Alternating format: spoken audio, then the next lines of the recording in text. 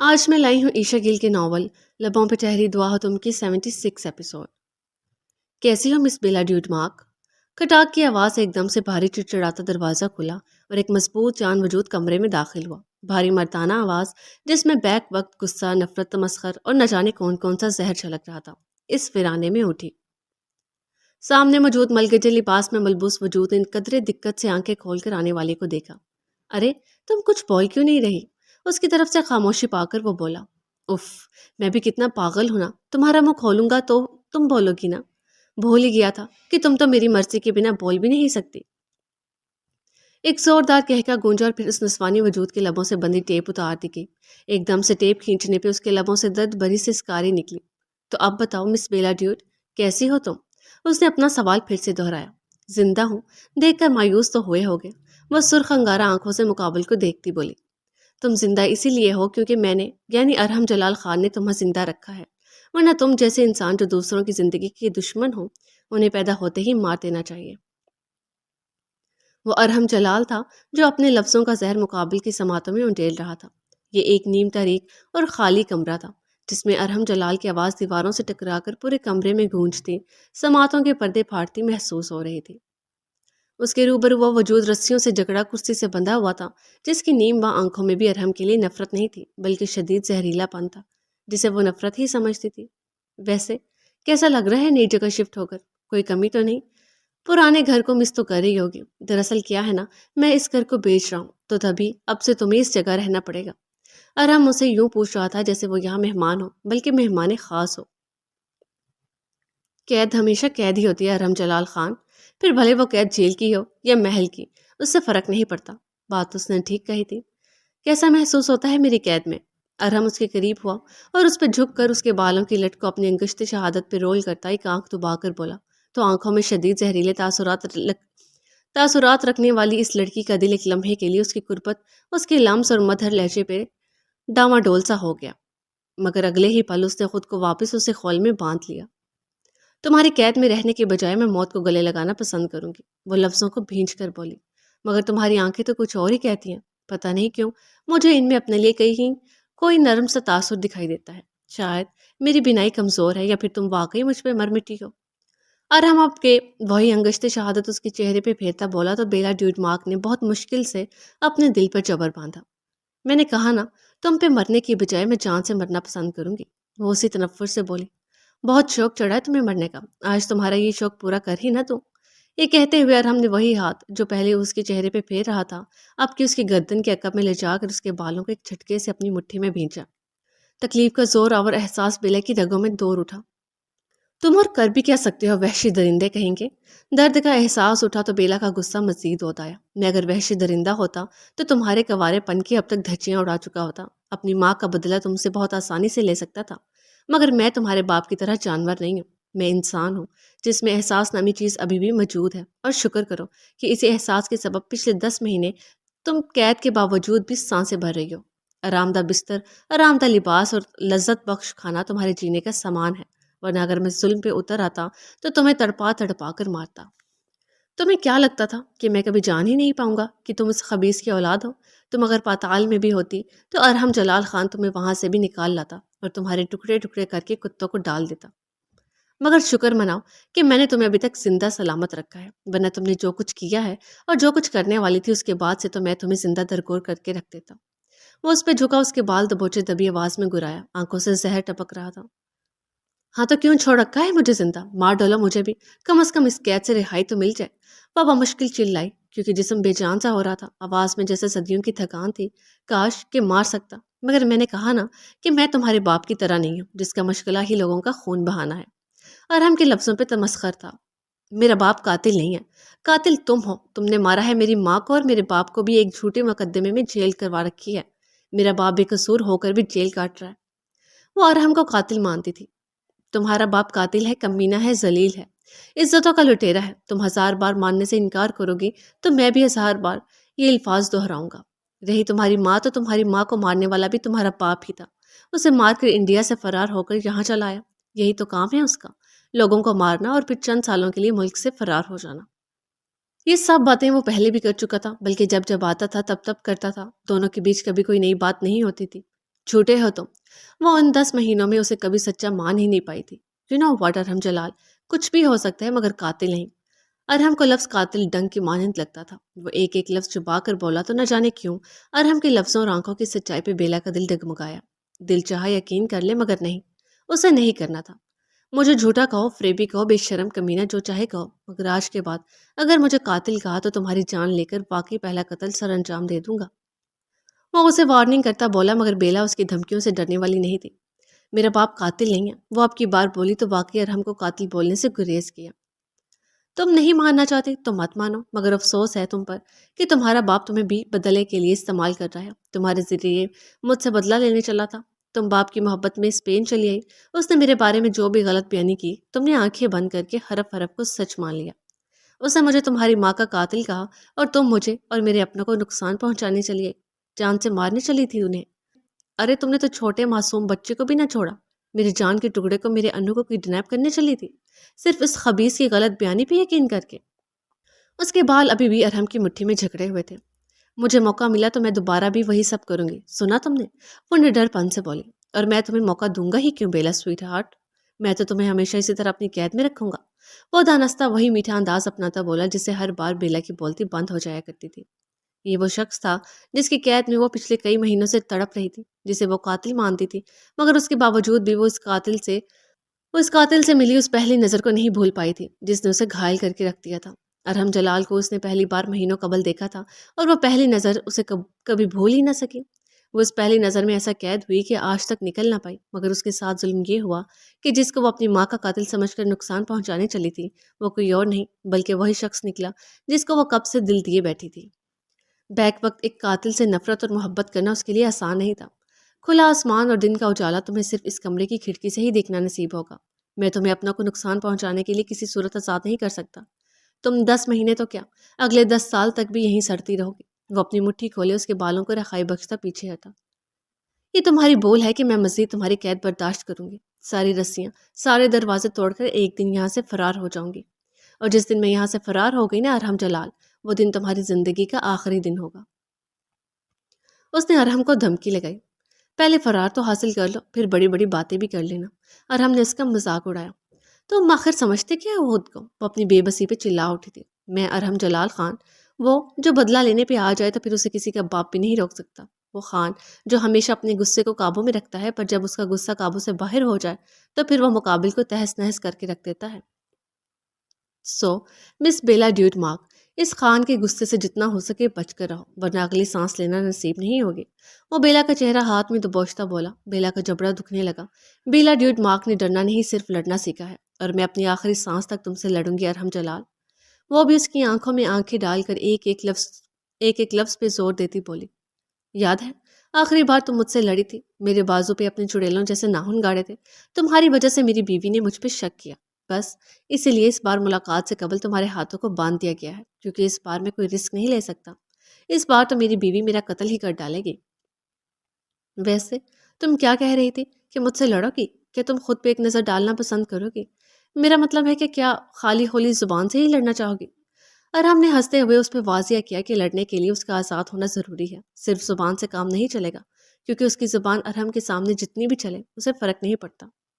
ہاں، اس کے بازوں پہ چھوڑے نشانات سے پچھلی بار واقعی سوزین ٹھٹک گئی تھی، تب لڑائی جیسا معقول بہانہ بنا کر ارحم نے اسے مطمئن کیا، اور اس وقت سوزین کے دل و دماغ میں ارحم کے لیے شک جیسے جذبات پیدا ہی نہیں ہوئے تھے، مگر اب اگر وہ یہ سب دیکھتی تو اسے مطمئن کرنا بہت مشکل ہو جاتا۔ بیلا جانم، اس چہرے سے مجھے کتنی محبت ہے جانتی ہو نا؟ ارحم اس کے عقب میں آ کھڑا ہوا اور تھوڑی تلے ہاتھ رکھ کے اس کا چہرہ اوپر کرتا اس کے چہرے پہ جھکا بولا، تو بیلا کی سانسیں تھمی۔ جی چاہتا ہے اس چہرے کے ایک ایک نقش کو اپنے لبوں سے چھو لوں۔ وہ بیلا کے چہرے پہ ہاتھ پھیرتا بولا تو بیلا کو اپنا آپ بے بس ہوتا معلوم ہوا۔ نہ صرف چہرے بلکہ اس آواز کا بھی ارحم جلال خان دیوانہ ہے جو ان لبوں سے نکلتی ہے۔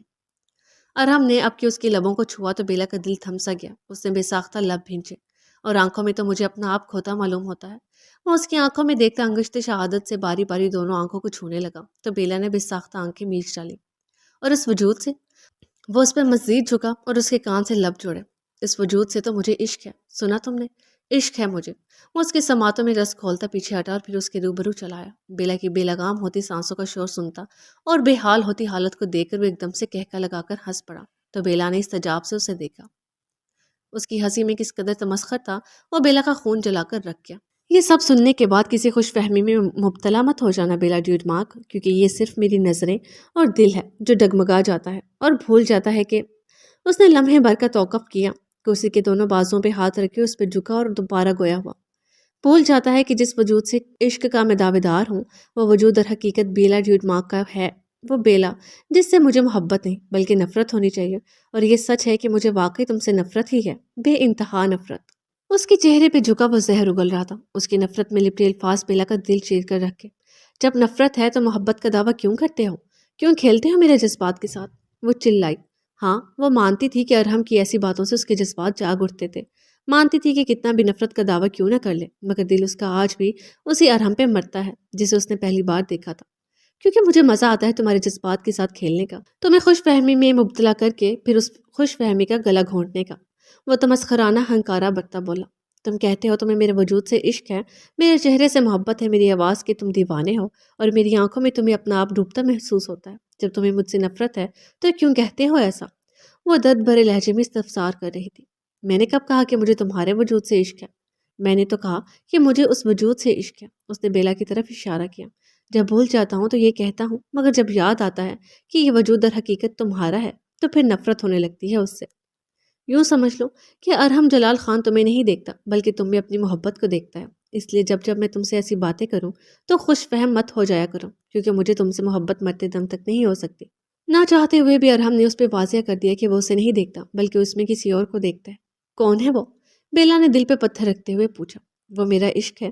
کون ہے کہ تم بیٹھ کر سوچتی رہو، اگلی بار پوچھوں گا کہ جان پائی یا نہیں۔ ارحم پیچھے ہٹا اور سیدھا ہو کر کھڑا ہوا۔ کیا وہ تمہاری بیوی ہے؟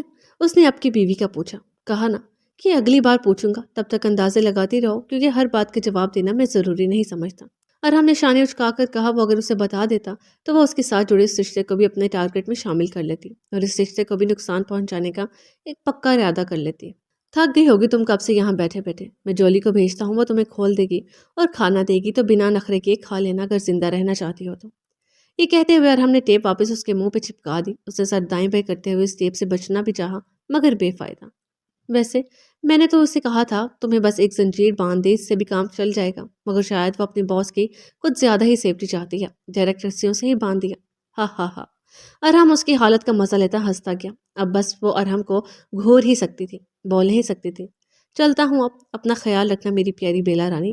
وہ ایک آنکھ دبا کر کہتا ہنستا ہوا کمرے سے باہر نکل گیا۔ اس کے جاتے ہی ایک موٹی تگڑی سانولے رنگ کی عورت اندر داخل ہوئی۔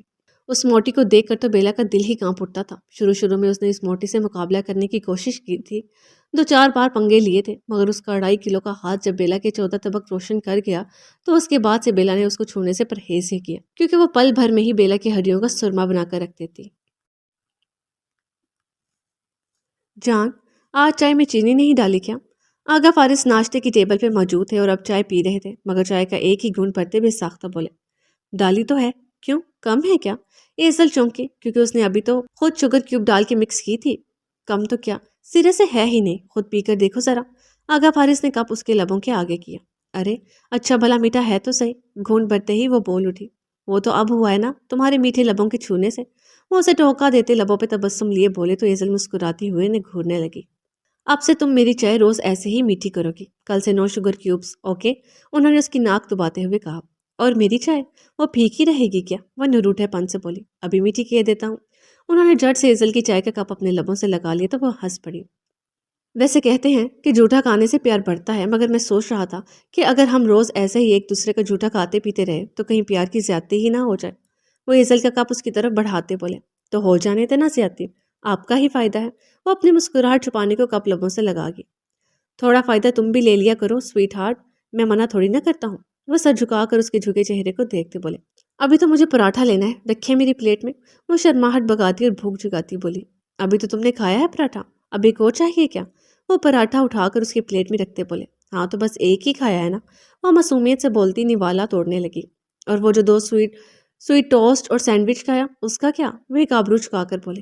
کیا ہو گیا ہے آگا؟ اب کیا آپ میرے کھانے پہ نظر رکھیں گے؟ نظر لگانی ہے کیا میری بھوک کو؟ وہ اپنا پراٹھا ان کی نظروں سے چھپاتی بولی جیسے وہ اچک لیں گے۔ نظر نہیں لگا رہا، بس تمہیں احساس دلا رہا ہوں کہ اتنا کھاؤ گی تو واقعی سانڈ بن جاؤ گی۔ انہیں اس کے کھانے سے کوئی مسئلہ نہیں تھا، وہ تو بس اسے تنگ کر رہے تھے۔ آپ کو گولو میلو آپ کو گولو مولو بیبی چاہیے یا نہیں؟ اس نے تاہٹ سے ان سے پوچھا۔ آف کورس چاہیے، وہ جھٹ سے بولے۔ تو پھر دوبارہ مجھے ٹوکیے گا مت، میں سانڈ بنوں یا بن کر پھٹ جاؤں، آپ کو اس سے کوئی مسئلہ نہیں ہونا چاہیے۔ وہ ناک چڑھا کر بولتی، پھر بھر بھر کے نوالے منہ میں رکھنے لگی اور ساتھ ہی ساتھ چائے کا گھونٹ بھی بھرتی گئی۔ کیوں نہیں ہونا چاہیے؟ ارے بھائی، مجھے گولو مولو بیبی چاہیے، بیبی کی گولو مولو ماما نہیں چاہیے۔ انہوں نے ایزل کے ہاتھ میں پکڑا نوالا اس کا ہاتھ اپنی طرف کر کے اپنے منہ میں رکھ لیا۔ کیوں؟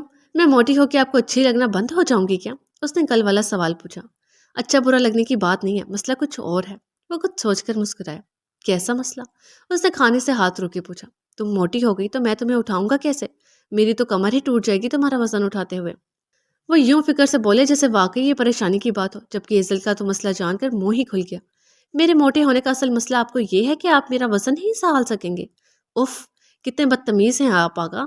اس بھونڈے مسئلے پہ وہ کپ مزید میز پہ پٹکتی بولی۔ ہاں تو کیسے سنبھال سکوں گا؟ ابھی تو تم نازک کلی بن کر مجھ پہ آتی ہو تو سکون کی سانس بھرتا ہوں، مگر کل کو ڈھول بن کر مجھ پہ سوار ہوگی تو میرا تو سانس ہی وہیں رک جائے گا۔ وہ ابھی سے جھرجھری لیتے بولے۔ کتنی فضول باتیں کرتے ہیں آپ، ایک تو آپ بے شرم ہیں اور دوسرا آپ بے حس۔ ایزل کو ان کی پہلی باتوں پہ شرم ہے، جبکہ آخری بات پہ دل دہلا تھا۔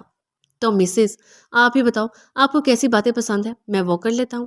وہ کھسک کر اس کے پاس آتی اس کے کمر میں بازو حائل کرتے بولے۔ آپ اپنی باتوں اور ہاتھوں کو لگام دیں اور اٹھ کر اچھے بچوں کی طرح آفس جائیں، آپ کا روز کا یہی کام ہے، بس انہی باتوں میں گھنٹہ تو لازمی اوپر کر دینا ہوتا ہے آپ نے۔ وہ انہیں خود سے پرے دھکیلتی بولی۔ آفس بھی چلا جاؤں گا، پہلے مجھے میری مارننگ کس تو دو، آج ڈنڈی مارنے کا ارادہ ہے تمہارا، مگر میں نہیں بخشنے والا۔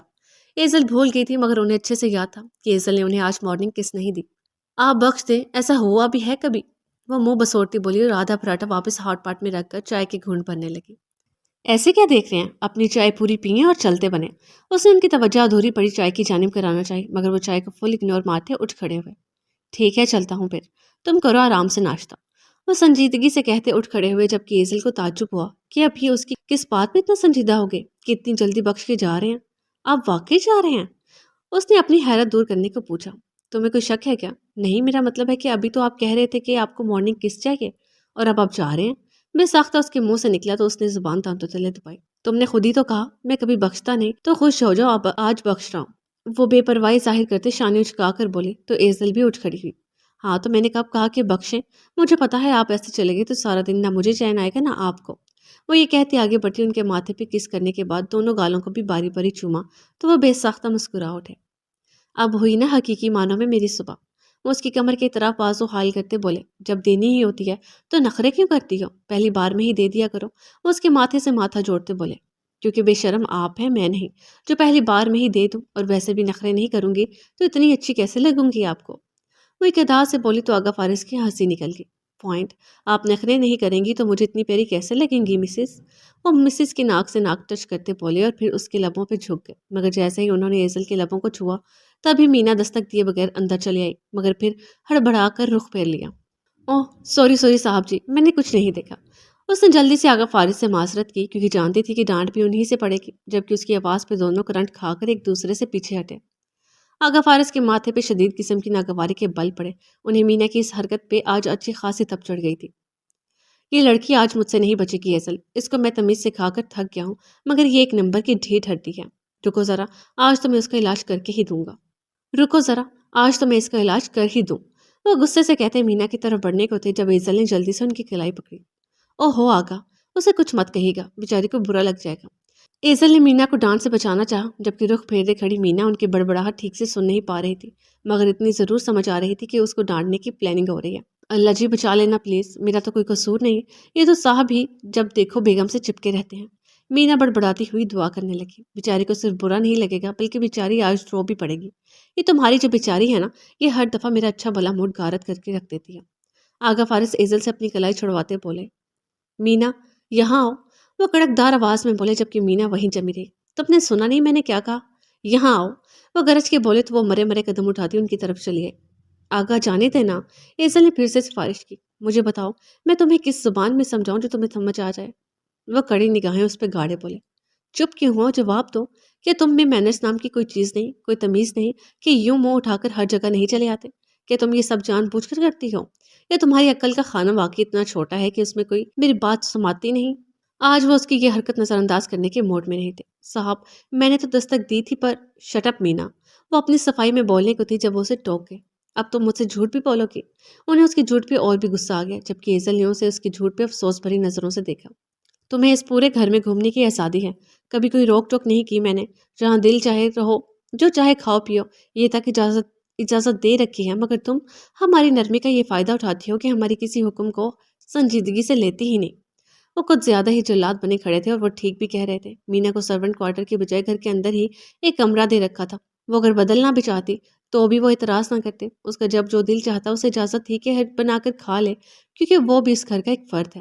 اسے ملازم کے بجائے گھر کے فرد کی حیثیت دی گئی تھی۔ میں تمہیں اپنا کوئی احسان نہیں گنوا رہا، میں صرف اتنا سمجھا رہا ہوں کہ تمہیں سب چیزوں کی آزادی ہے مگر کسی کی پرائیویسی میں دخل دینے کی آزادی نہیں۔ اس لیے آئندہ جہاں میں اور میری بیوی ہوں وہاں دستک دیے اور اجازت لیے بغیر قدم نہیں رکھو گی تم۔ اتنے مینرز ہونے چاہیے تمہارے اندر، اور یہ تمہیں میری لاسٹ وارننگ ہے۔ اس کے بعد تم اس گھر میں نظر نہیں آؤ گی۔ آئی بات سمجھ میں؟ وہ انگلی اٹھا کر اسے دھمکی لگاتے ڈائننگ ہال سے نکل گئے، جبکہ مینا سر جھکائے رونے لگی۔ آج سے قبل کبھی انہوں نے مینا کو اس طرح سے نہیں ڈانٹا تھا۔ تمہیں ایک بار کی بتائی بات بار بار کیوں بتانی پڑتی ہے مینا؟ کتنی بار آقا نے کہا ہے کہ دستک دے کر آیا کرو۔ میں نے بھی تمہیں کئی بار ٹوکا مگر بہت بار میں نے نظر انداز کیا، کیونکہ میں تمہاری اس حرکت پہ محض مسکرا دیتی تھی، مگر آغا سے تم میرے جیسے رویے کی امید مت رکھنا۔ تمہیں ابھی ان کے غصے کا نہیں پتا، جب غصے میں آتے ہیں تو مجھے بھی نہیں بخشتے۔ ایزل اسے ڈانٹ ہرگز نہیں رہی تھی بلکہ نرمی سے سمجھا رہی تھی۔ معاف کر دے باجی، آئندہ خیال رکھوں گی اس بات کا، مگر آپ صاحب سے کہیں کہ وہ مجھے نوکری سے مت نکالیں۔ مینا آنسو بہاتی سر اٹھائے بولی، رونا بند کرو، کوئی نہیں نکال رہا تمہیں، وہ بس تمہیں دھمکی دے رہے تھے۔ یہ بتاؤ کہ آئی کس کام سے تھی؟ ایزل نے اسے تسلی کرائی کہ اس کی نوکری محفوظ ہے۔ وہ میں برتن اٹھانے آئی تھی، وہ منمنائی۔ کیا تمہیں کسی نے کہا کہ آ کر برتن اٹھا لو؟ ایزل نے ایک ابرو چکا کر استفسار کیا تو وہ نفی میں سر ہلا گئی۔ تو پھر اس نے جواب نہ دیا اور شرمندگی سے نظریں جھکا گئی۔ آئندہ جب تک کسی کام کے لیے بلایا نہ جائے تب تک اندر جھانکنا مت۔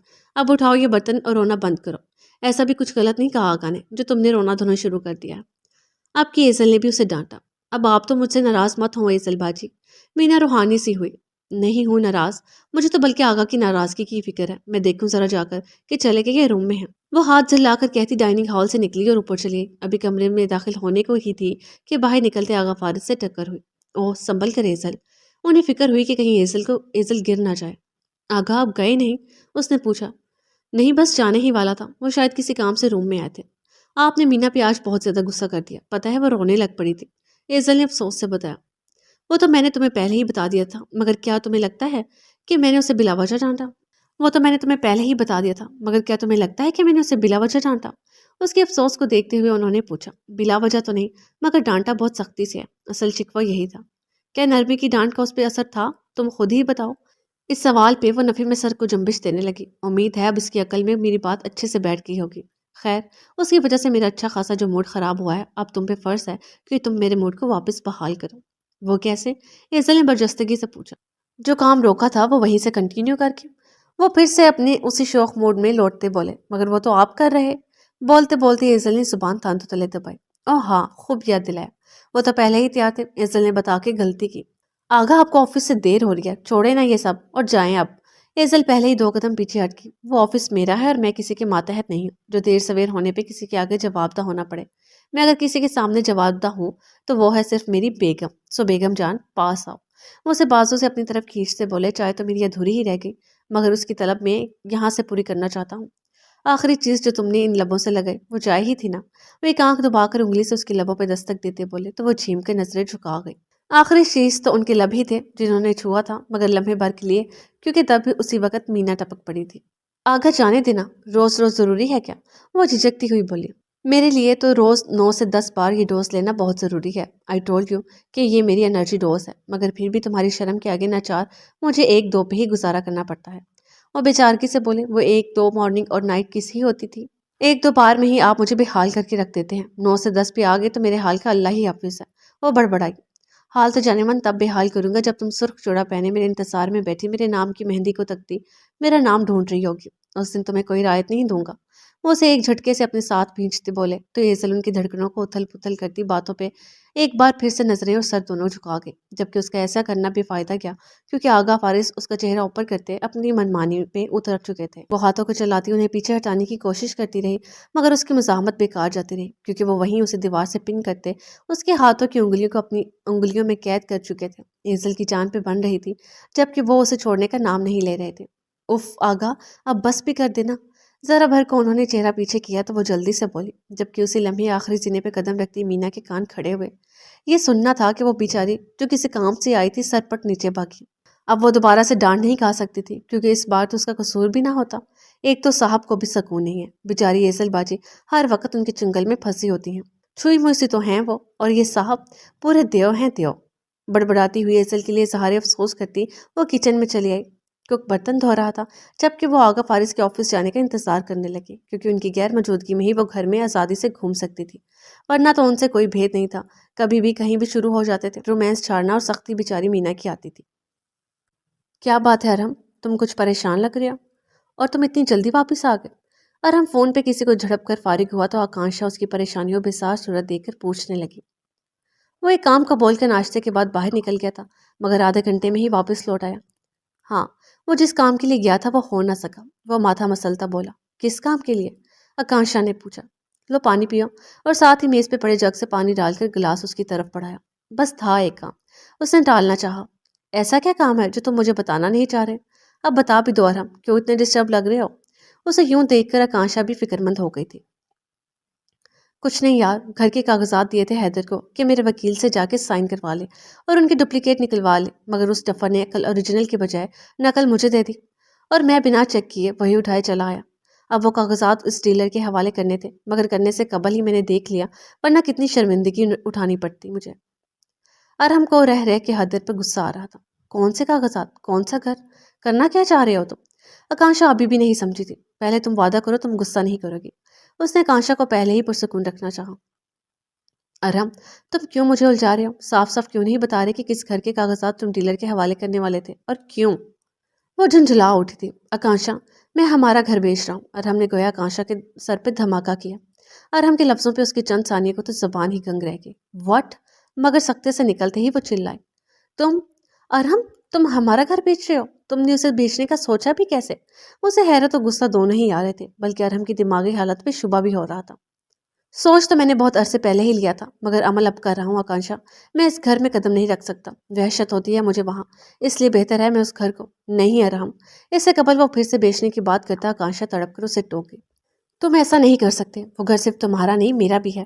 ہمارا ایک اچھا وقت گزرا ہے وہاں، ہماری محبت آج بھی وہاں بولتی ہے، اور ان آوازوں کو میں خود سے دور نہیں کرنا چاہتی۔ تم وہ وقت، وہ جگہ، وہ یادیں مجھ سے نہیں چھین سکتے۔ تم اس گھر کو نہیں بیچ سکتے۔ وہ جذباتی ہو چکی تھی۔ میں ڈیل کر چکا ہوں اب، وہ رخ پھیر کر سنگ دلی سے بولا۔ تو تم یہ ڈیل کینسل کر دو، کیونکہ میں تمہیں ہرگز ہمارا گھر بیچنے کی اجازت نہیں دے سکتی۔ وہ دو ٹوک لہجے میں اسے منع کرتی بولی۔ وہ گھر میرے نام پہ ہے۔ ارحم کی اس بات نے آکانشا کے لب کچھ دیر کے لیے دکھ سے سی ڈالے تھے۔ تو یعنی میرا اب اس گھر پہ کوئی حق نہیں رہا؟ سب اختیارات تمہارے ہی ہیں؟ کتنے آرام سے کہہ دیا تم نے کہ وہ گھر صرف تمہارا ہے۔ وہ صدمے سے بولی۔ میں نے ایسا نہیں کہا آکانشا، میں نے صرف یہی کہا کہ وہ گھر میرے نام تھا، اس لیے میں اسے بیچنے کا اختیار رکھتا ہوں۔ اس نے وضاحت پیش کی۔ بھاڑ میں جائیں تمہارے اختیارات، تم نے کہا نہیں، مگر تمہارا مطلب یہی ہے کہ میں تمہارے معاملے میں نہ بولوں، یعنی میرا کوئی حق، کوئی مرضی باقی نہیں بچی۔ وہ ابھی تک دکھ میں تھی۔ آکانشا، تم غلط سمجھ رہی ہو۔ وہ اسے سمجھانے کو آگے ہوا۔ میں بالکل صحیح سمجھ رہی ہوں، مگر وہ دو قدم پیچھے ہٹی۔ وہ گھر تمہارے نام پہ ہے تو میں بھی کوئی باہر والی نہیں ہوں۔ ایک مضبوط رشتہ ہے میرا تم سے، جس کے ناطے میں مداخلت کر سکتی ہوں، مگر تم نے کیسے مجھے غیر اہم کر دیا؟ وہ تکلیف سے بولی۔ کانشو میری جان، تم میرے لیے کبھی بھی غیر اہم نہیں ہو سکتی۔ میں تمہیں کیسے سمجھاؤں کہ اس گھر کو دیکھ کر میں پاگل ہو جاتا ہوں؟ میں تمہیں بتا نہیں سکتا کہ میں کس کرب سے گزرتا ہوں، اور میں اس کرب سے تمہیں کبھی نہیں گزارنا چاہتا۔ تم آج کے آج ہی مجھے اس گھر کی چابی دو، تاکہ تم دوبارہ وہاں جا کر اپنی طبیعت کے ساتھ کسی قسم کا ظلم نہ کر سکو۔ ایک چابی آکانشا کے پاس بھی تھی، اور کبھی جو بے بس ہو کر وہ اس گھر میں چلی جاتی تو پھر ہفتوں وہ بستر سے نہیں اٹھتی تھی۔ ارحم بھی بہت زیادہ سٹریسفل ہو جاتا تھا، اس لیے وہ اس گھر کا قصہ ہی ختم کر دینا چاہتا تھا۔ ابھی تو اس نے آکانشا کو یہ نہیں بتایا تھا کہ جن کو وہ گھر دے رہا ہے وہ اس گھر کو گرا کر وہاں کسی آفس کی بلڈنگ کھڑا کرنا چاہتے ہیں، کیونکہ آکانشا کو بتا دیتا تو اس کے دل پہ بہت برا گھونسا بجتا۔ یہ اس کے لیے بہت بڑا صدمہ ہوتا کہ جس گھر میں اس کی محبت بھری یادیں تھیں، اس گھر کے در و دیوار زمین بوس ہونے والے تھے۔ یوں تو اس چابی کا کوئی فائدہ نہ رہتا، مگر جب تک وہ لوگ اس گھر کو کھڑا ہی رکھتے تب تک تو آکانشا سے کوئی بھید نہ تھا، وہاں چلی جاتی۔ نہیں دوں گی میں تمہیں کوئی چابی، اور نہ ہی وہ گھر بیچنے دوں گی، وہ ضدی پن سے بولی۔ دیکھو آکانشا، سمجھنے کی کوشش کرو کہ ہمارے لیے یہی بہتر ہے۔ تم سمجھنے کی کوشش کرو اور ہم سمجھنے کی ضرورت تمہیں ہے۔ وہ اسے درستی سے ٹوک گئی۔ تم مجھے اس طرح سے تکلیف نہیں دے سکتے، اس نے بلکتے ہوئے شکوہ کیا۔ اس تکلیف کو ہی تو مٹانا چاہ رہا ہوں، پلیز مان جاؤ یار۔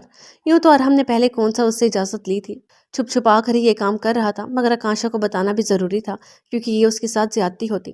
وہ بیچ کر بتانے کا ارادہ رکھتا تھا، مگر آج اس کے پوچھنے پہ بتانے کا فیصلہ کیا، مگر اب سمجھ نہیں آ رہی تھی کہ اس کو کیسے سنبھالے، کیسے منائے، کیونکہ گھر ابھی تک ان کے ہی ہاتھوں میں تھا، ابھی بیچا نہیں گیا تھا۔ کیونکہ بیچ دیتا تو تب صرف آکانشا کو سمجھانا ہی ہوتا، منانے والا کام باقی نہ رہتا، مگر اب منانا بھی تھا، جو کہ وہ کسی صورت مان ہی نہیں رہی تھی۔ نہیں مٹانی مجھے کوئی تکلیف، رہنے دو سے میرے ساتھ ہی، پلیز ارحم، مجھ سے میرا قیمتی اثاثہ مت چھینو، پلیز اپنی اس عمل سے میرے سینے پہ خنجر مت گھونپو۔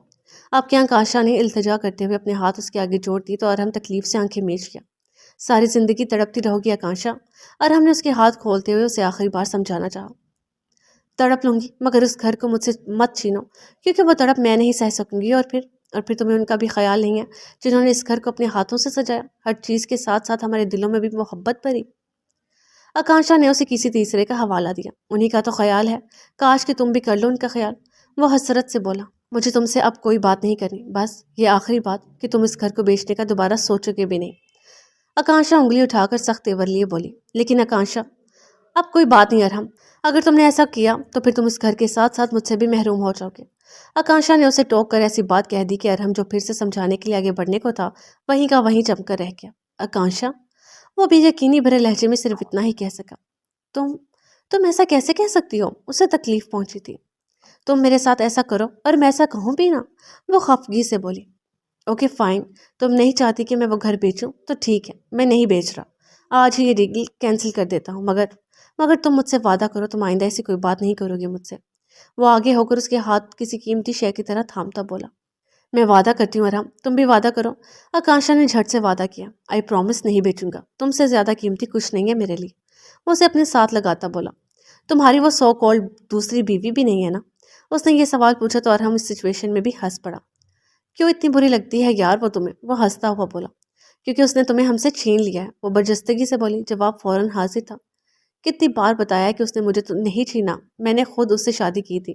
خیر چھوڑو اس بات کو، میں تو نور کی وجہ سے بھی کافی ڈسٹرب ہوں، پتہ نہیں آج کل اسے کیا ہو گیا، عجیب انداز ہو گئے ہیں اس کے، نہ جانے کیوں شکی سی ہوتی جا رہی ہے، اور وجہ کوئی ہے نہیں اس کے پاس۔ وہ انجانے میں پھر سے سوزین کی باتیں اس سے چھیڑ گیا۔ مجھے تمہارا نور نامہ سننے میں کوئی انٹرسٹ نہیں، اور ویسے بھی اتنی ہی اریٹیٹنگ ہو رہی ہے تو چھوڑ دو اسے۔ آکانشا نے مفت مشورہ دیا جو صرف اس کے اپنے مطلب کا تھا۔ اب یہ بات کہہ کے تم مجھے تکلیف پہنچا رہی ہو، اور ہم نے شکوہ کیا۔ میں بات ہی نہیں کر رہی اس کی، تم مجھ سے بس یہ بات کرو کہ تم اب پکا ہمارے گھر نہیں۔ ارے بابا پکا نہیں بیچوں گا، اور ہم نے اسے بیچ میں ٹوک کر ایک بار پھر سے تسلی کروائی۔ اب چھوڑو یہ باتیں اور جا کے ہاتھ منہ دھو کے فریش ہو، آج ہاسپٹل نہیں جانا کیا تمہیں؟ اور ہم نے گھڑی پہ ٹائم دیکھا جو اوپر ہو چکا تھا۔ جانا ہے، وہ آنسو پوچھتی بولی۔ میں بھی چلتا ہوں تمہارے ساتھ، جلدی سے آ جاؤ، گاڑی میں ویٹ کر رہا ہوں۔ اس کا گال تھپتھپا کر کہتا وہ باہر نکل گیا، جبکہ آکانشا نے ایک سکون بھری سانس خارج کی کہ شکر ہے ارحم مان گیا، نہ مانتا تو وہ کیسے تکلیف برداشت کرتی۔ انم بیٹا جلدی سے آ کر ناشتہ کر لو، ٹھنڈا ہو رہا ہے۔ انم آفس جانے کے لیے تیار ہو رہی تھی۔ آج اس کی آنکھ قدرے دیر سے کھلی تھی، دل تو اس کا آج بھی آفس جانے کو نہیں تھا، مگر آفس سے اب اتنی چھٹیاں بھی نہیں کر سکتی تھی، اور پھر اعجاز کی طبیعت بھی اب بہتر تھی۔ وہ چھٹی کرنے کا سوچتی بھی تو اعجاز اسے ٹوک دیتے، بلکہ انہی کے کہنے پہ وہ آفس جانے کو تیار ہو رہی تھی۔ 10 منٹ پہلے ہی وہ انہی کے پاس تھی۔ شائستہ بھی صبح صبح ہی چلی گئی تھی، سب تھے ان کے پاس، اسی لیے وہ ریلیکس ہو کر جاب پہ جا رہی تھی، مگر حارث کی جانب سے اس کا دل ابھی بھی ریلیکس نہیں تھا۔ پرسوں رات وہ حارث کی باتوں کے بعد سے کافی گمسم سی ہو چکی تھی۔ حارث نے کچھ غلط نہیں کہا تھا، وہ مانتی تھی، مگر وہ اپنے دل کو کیسے سمجھاتی جو حارث سے رابطہ مختصر کرنے کے فیصلے کو قبول کر کے بھی ابھی تک چین نہیں پا سکا تھا۔ انم کیا سوچ رہی ہو؟ اب آ بھی جاؤ، پہلے ہی تمہیں دیر ہو رہی ہے، پتہ نہیں آج کل تمہاری صبح جلدی آنکھ کیوں نہیں کھلتی، لگتا ہے کل سے مجھے ہی تمہیں اٹھانا پڑے گا۔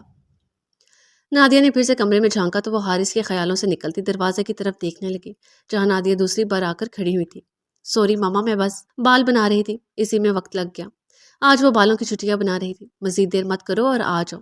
وہ اسے بول کر خود پلٹ گئی تو انم جلدی سے وارڈروب کھولے اپنا بیگ نکال کے دروازہ بند کرنے لگی جب نظر سوکھے مرجھائے سرخ گلابوں پہ پڑی۔ ان پھولوں کو دیکھ کر بے ساختہ اس کے لبوں کو مسکراہٹ چھو گئی۔ ہر روز دن میں کوئی 10 دفعہ وہ یہ وارڈروم کسی نہ کسی ضرورت کے تحت کھولتی اور ہر بار سامنے پڑے پھولوں سے مسکرانے پر مجبور کر جاتے اور اس کے دل کی دنیا کو مہکا جاتے۔ اس نے انگلیوں کے پوروں سے خشک پڑتی پتیوں کو چھوا اور ایک گہری سانس بھر کر ان کی بدلی ہوئی خوشبو سانسوں میں اتارنے کے بعد وارڈروب بند کرتی کمرے سے نکل گئی۔ ہاں ایزل، کیسی ہو؟ اس سے پہلے کہ تم پوچھو کہ سب کیسے ہیں تو بتا دو کہ یہاں سب ٹھیک ہے۔ تم بتاؤ، تمہاری طبیعت تو ٹھیک رہتی ہے نا؟ اور فارس کیسے ہیں؟ تمہارا خیال تو رکھتے ہیں نا؟ رات کو سونے سے قبل انم نے اس کے میسج کا رپلائی دیا تھا، مگر ایزل نے رات کو موبائل پہ دھیان ہی نہ دیا۔ اب آغا فارس آفس جا چکے تھے سو وہ بوریت مٹانے کو موبائل پکڑ کے بیٹھ گئے۔ پہلے تو مجھے آپ یہ بتائیں کہ آپ گم کہاں تھیں، اور دوسری بات کہ آغا میرا خیال نہ رکھیں، ایسا ہو ہی نہیں سکتا۔ ابھی بھی اپنا خیال رکھنے اور اس سے جڑی سو تاکیدیں کر کے گئے ہیں۔ ایزل بھی جوابی میسج ٹائپ کرنے لگی۔ میں نے دیکھا ہی نہیں کہ تمہارا میسج آیا ہوا ہے، موبائل پہ توجہ نہیں دی کیونکہ آفس کے کام کو میری توجہ درکار تھی، جو اگر نہ دیتی تو میرا اچھا خاصا چلتا امیج خراب پڑ جاتا۔ تم جانتی ہو کہ مجھے موبائل استعمال کرنے سے کتنی چڑ ہے۔ خیر، میں نے یہ بھی پوچھا کہ کیسی ہو۔ انم اس وقت آفس کے راستے میں تھی جب ایزل کا میسج آیا تو اسے فوراً جواب دینے لگی۔ اعجاز کی طبیعت کا وہ سرے سے چھپا گئی۔ رہی موبائل استعمال کرنے سے چڑ والی بات تو وہ ٹھیک ہی کہہ رہی تھی۔ وہ صرف اپنوں سے رابطے کی خاطر استعمال کر لیتی تھی، ورنہ اس کی اس کے علاوہ کوئی مصروفیت نہیں تھی، جیسے کہ ایزل نے ابھی ٹائم پاس کرنے کے لیے موبائل اٹھایا تھا۔ ٹھیک ہوں، خوش ہوں، مزے میں ہوں، ایزل نے اداسی سے ٹائپ کیا، جیسے کہ میں تمہیں جانتی نہیں کہ تم کتنا سچ بول رہی ہو اور کتنا جھوٹ۔ انم اس کے جواب پہ مسکرائی، مگر اس کی مسکراہٹ بھی خالص نہیں تھی، اس میں بھی اداسی چھلک رہی تھی۔ اور جیسے کہ میں بھی آپ کو جانتی نہیں، نئے نئے دوست بنا لیے ہیں، ان سے رابطے میں رہتی ہیں اور مجھے کہہ رہی ہیں کہ موبائل کے استعمال سے چڑ ہے۔ ایزل نے اسے چھیڑنے کی خاطر کہا۔ کون سے دوست؟ انم نے بے ساختہ پوچھا۔ کون سے نہیں بلکہ کون سا، اس نے اپنے ہی لفظوں کی تصحیح کی تو اب کہ انم کو سمجھنے میں دیر نہ لگی۔ تو مجھے تنگ کر رہی ہو؟ میں ان سے ہر وقت بات تھوڑی نہ کرتی ہوں ایزل۔ کوئی اور وقت ہوتا تو انم ضرور بے ساختہ ہنس دیتی، مگر یہ وہ وقت تھا جب اس دوست نے اپنے منہ سے ہی رابطوں کو مختصر کرنے کا کہہ دیا تھا۔ وہ ہنسنا تو دور مسکرا بھی نہیں پائی تھی۔ میری کیا مجال آپ کو تنگ کروں؟ یعنی وہ تنگ ہی کر رہی تھی۔ خیر، مجھے آپ سے کچھ پوچھنا تھا آپ ہی۔ ایزل سارے مذاق ایک طرف رکھ کر سنجیدہ ہوئی تو انم بھی ٹھٹکی کہ یعنی وہ اعجاز کے متعلق پوچھنا چاہ رہی ہے۔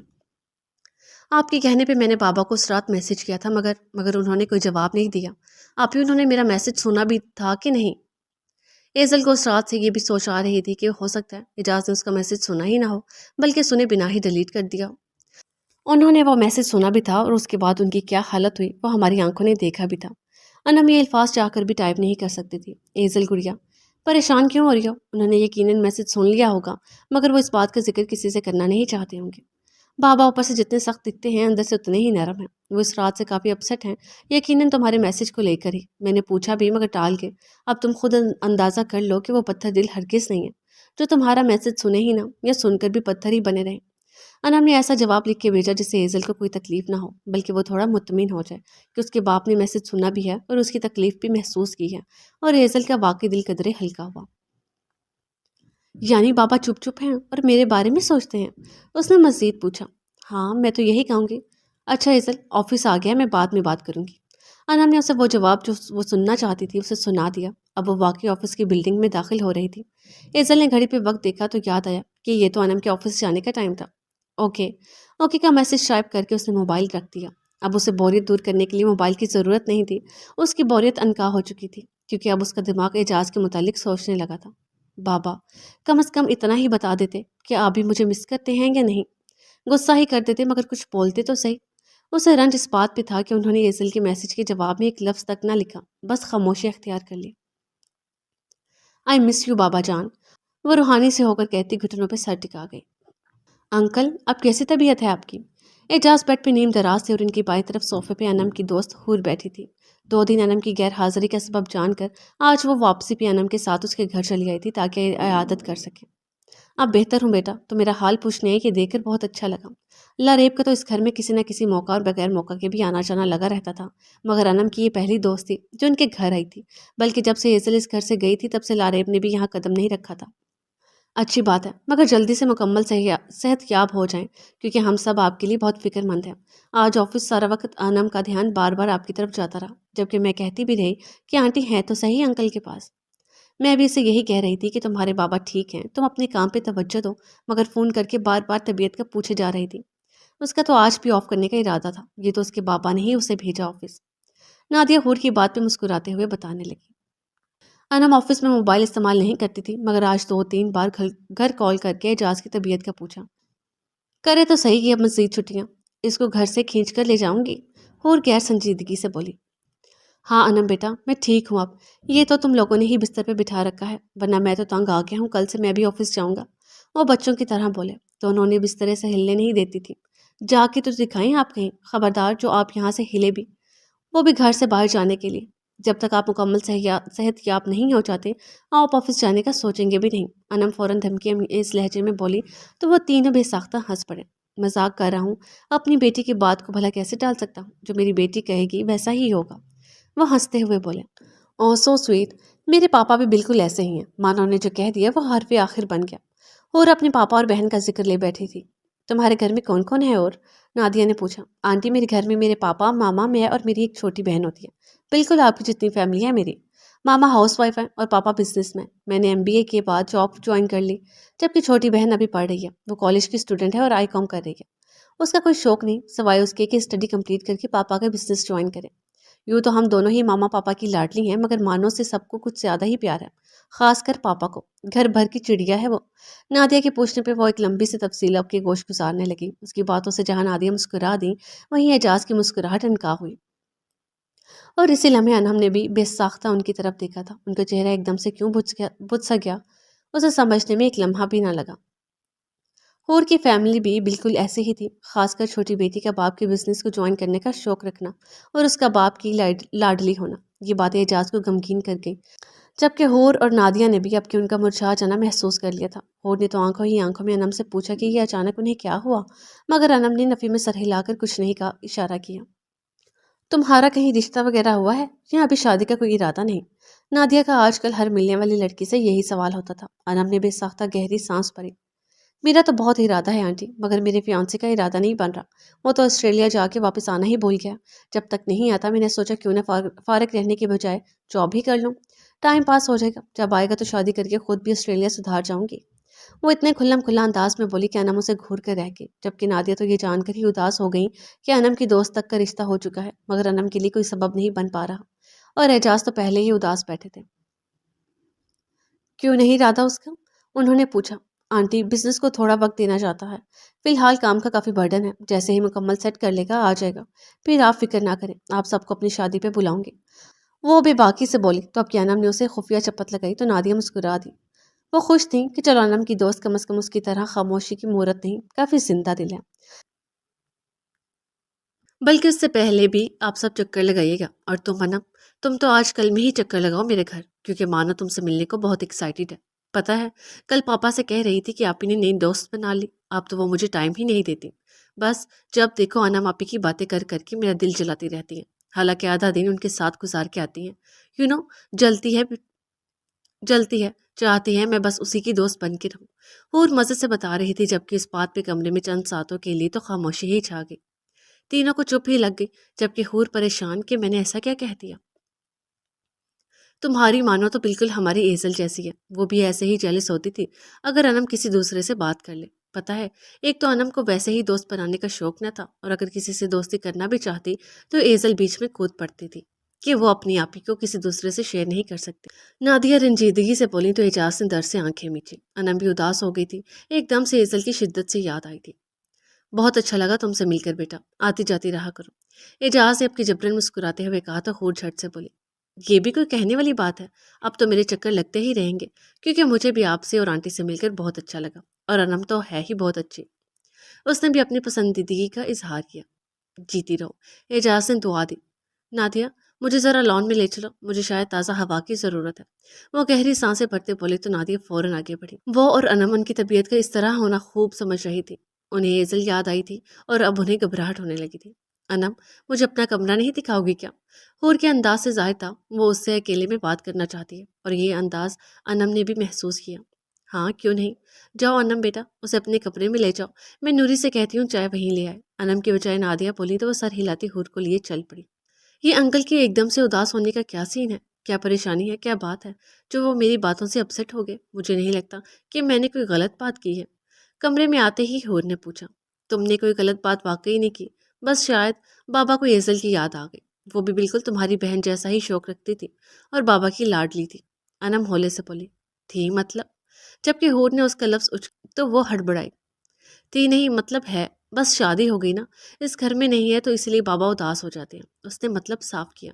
ہاں تم نے بتایا تھا، مگر کوئی باپ اس طرح اداس نہیں ہو جاتا۔ تم کیا مجھے اصل بات بتاؤ گی؟ حور کو کچھ گڑبڑ لگتی تھی۔ کون سی اصل بات؟ بس یہی بات ہے۔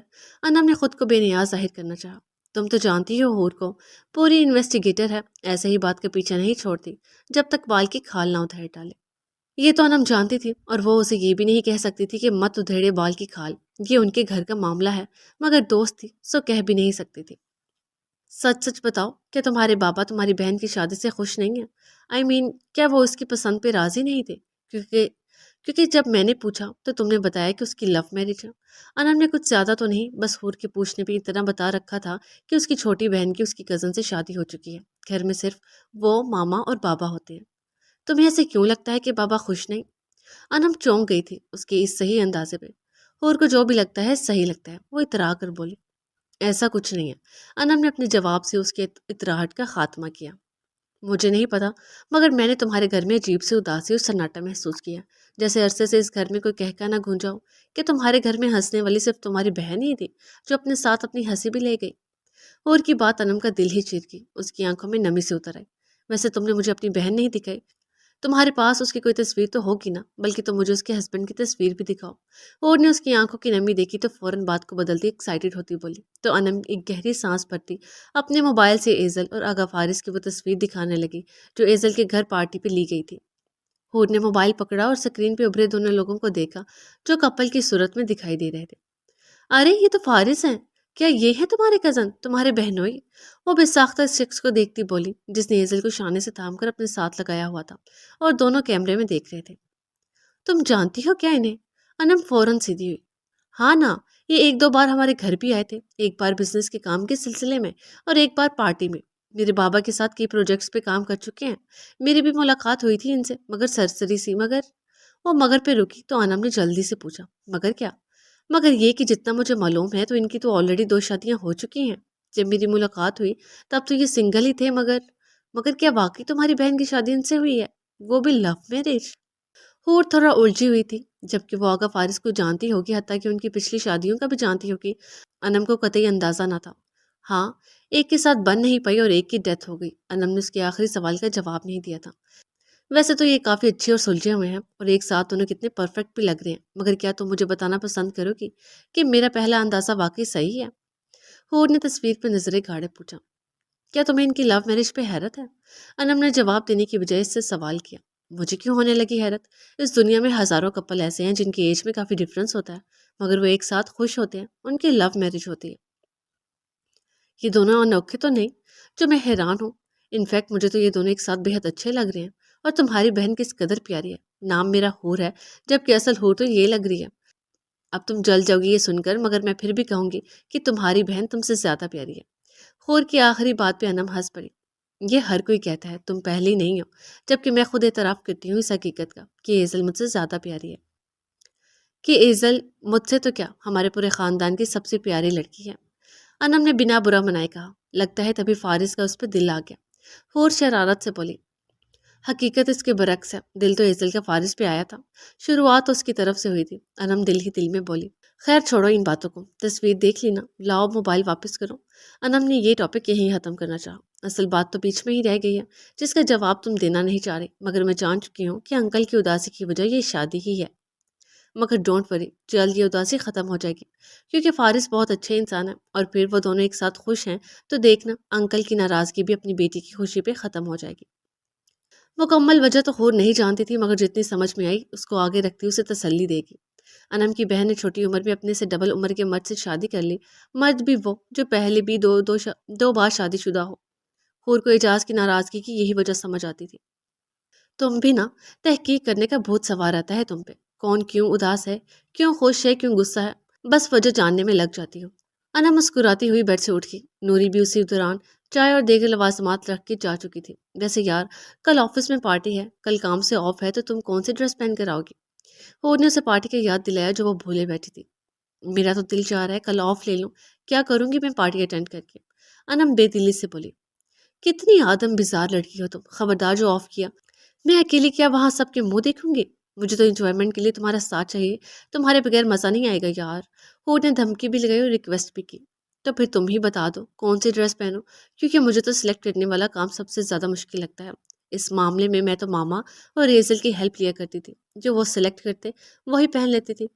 انم نے ہور کی مدد چاہی تو وہ چائے چھوڑے جھٹ سے اٹھ کھڑی ہوئی اور اس کا وارڈروب کھول کر دیکھنے لگی۔ یہاں تو بالکل ہی کیجول ڈریسز ہیں، وہ مایوس ہوتی بولی۔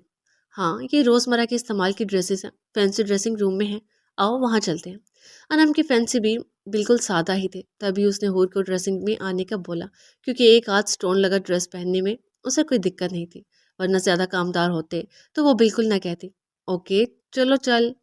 ہور نے راضی ہوتے ہوئے وارڈروب بند کرنا چاہا جب اسے سامنے ہی ایک سائڈ پہ پڑا ایک بکے نظر آیا۔ اس نے آگے ہو کر دیکھا تو وہ گلابوں کا بکے تھا اور سارے گلاب سوکھے ہوئے تھے۔